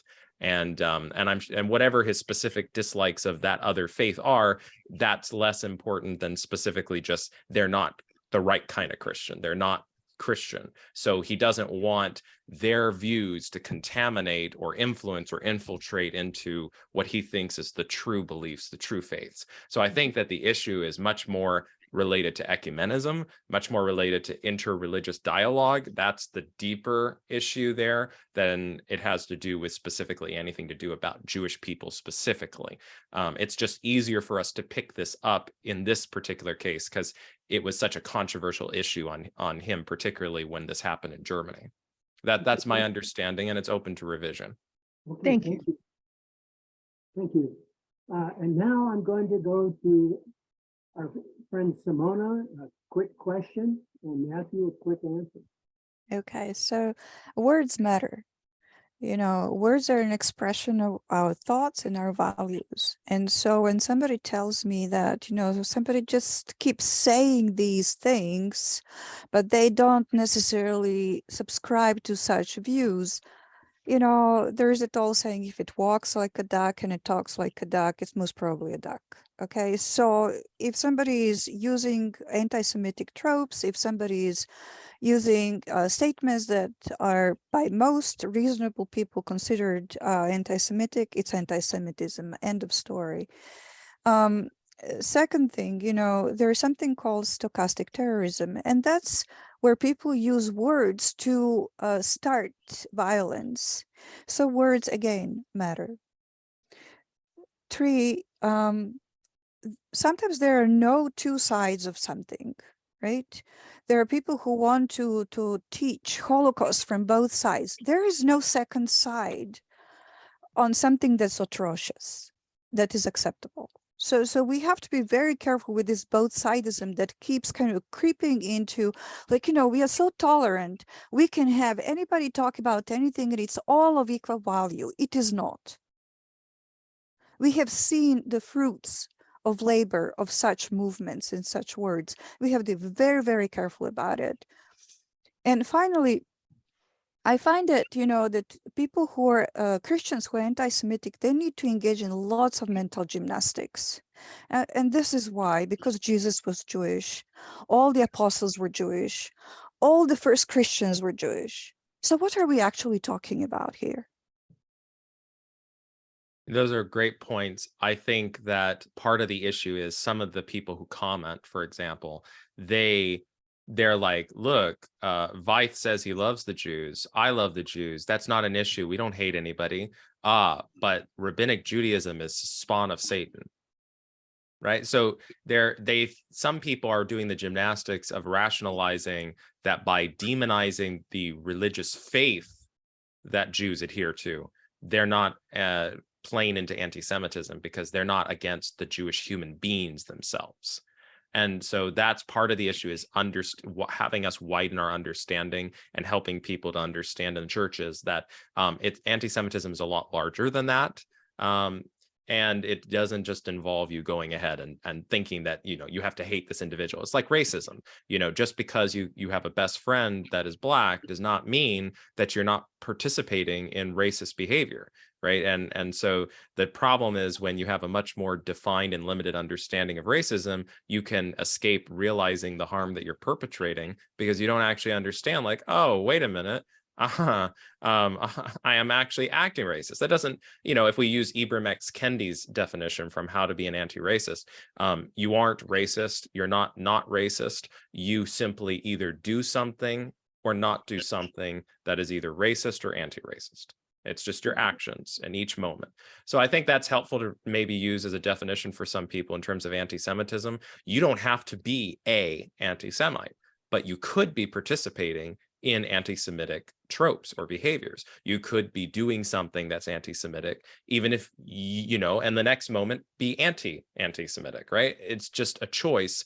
And I think our church needs to do more at trying to illustrate that and teach that and help us to be on the same track. But I agreed with you that the both sidesism type thing is a problem. And Ellen White herself, when the church was founding, you know, she wrote a letter to somebody who had gone ahead and supported slavery and was using, I guess, the Bible to support it, it seems like. And she wrote, you either give up your views on slavery or get out of our church. There's no room for you here, even no matter what your argument is from the Bible. Scripture will not save your membership. It's done. Yeah, the Holy Spirit has made clear what the reality is, and there's no room for you to continue to hold this kind of a view in the church.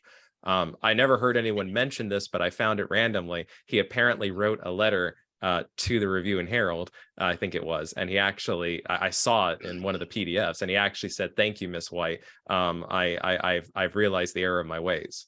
I didn't know that other part of the story because you only see Ellen White's letter, but I found the reply, and that was pretty nice. It was like, oh wow, there was a happy ending to that story. But I think that we need to remind ourselves that it is tricky figuring out at what point is it no longer allowable to continue to wrestle, and when do you need to lay down the rules. On the other hand, it's important to realize that this affects real people, so we do need to think that it's possible to get to that point. And I think after the Holocaust, I think a majority of human beings are aware, at least certainly in the West, that this is not acceptable. We cannot allow this to err unopposed. Okay, thank you, Matthew. Thank you. And thank you so much for your presentation today and your good work. I am now going to turn this over to David. Thank you, Forrest. Thank you, Matthew. And thank you, everybody, for this wonderful conversation, which will spark many other conversations. Just a couple of comments before we close. I again want to recommend the book by Jacques Ducan, which talks about there being two voices for God in the world, two special voices for God in the world, Judaism and Christianity both. I think that's a very helpful book. Secondly, next week, Ronald Graybill will be with us, and he has done some research on Ellen White that he hasn't shared elsewhere. So that should be a good thing. Third, I invite as many as possible to stay by for at least the first 5 or 10 minutes of the digital potluck to enter into the conversation as to what might be done with Arbless after March 25. Here is the benediction. The Lord bless you and keep you.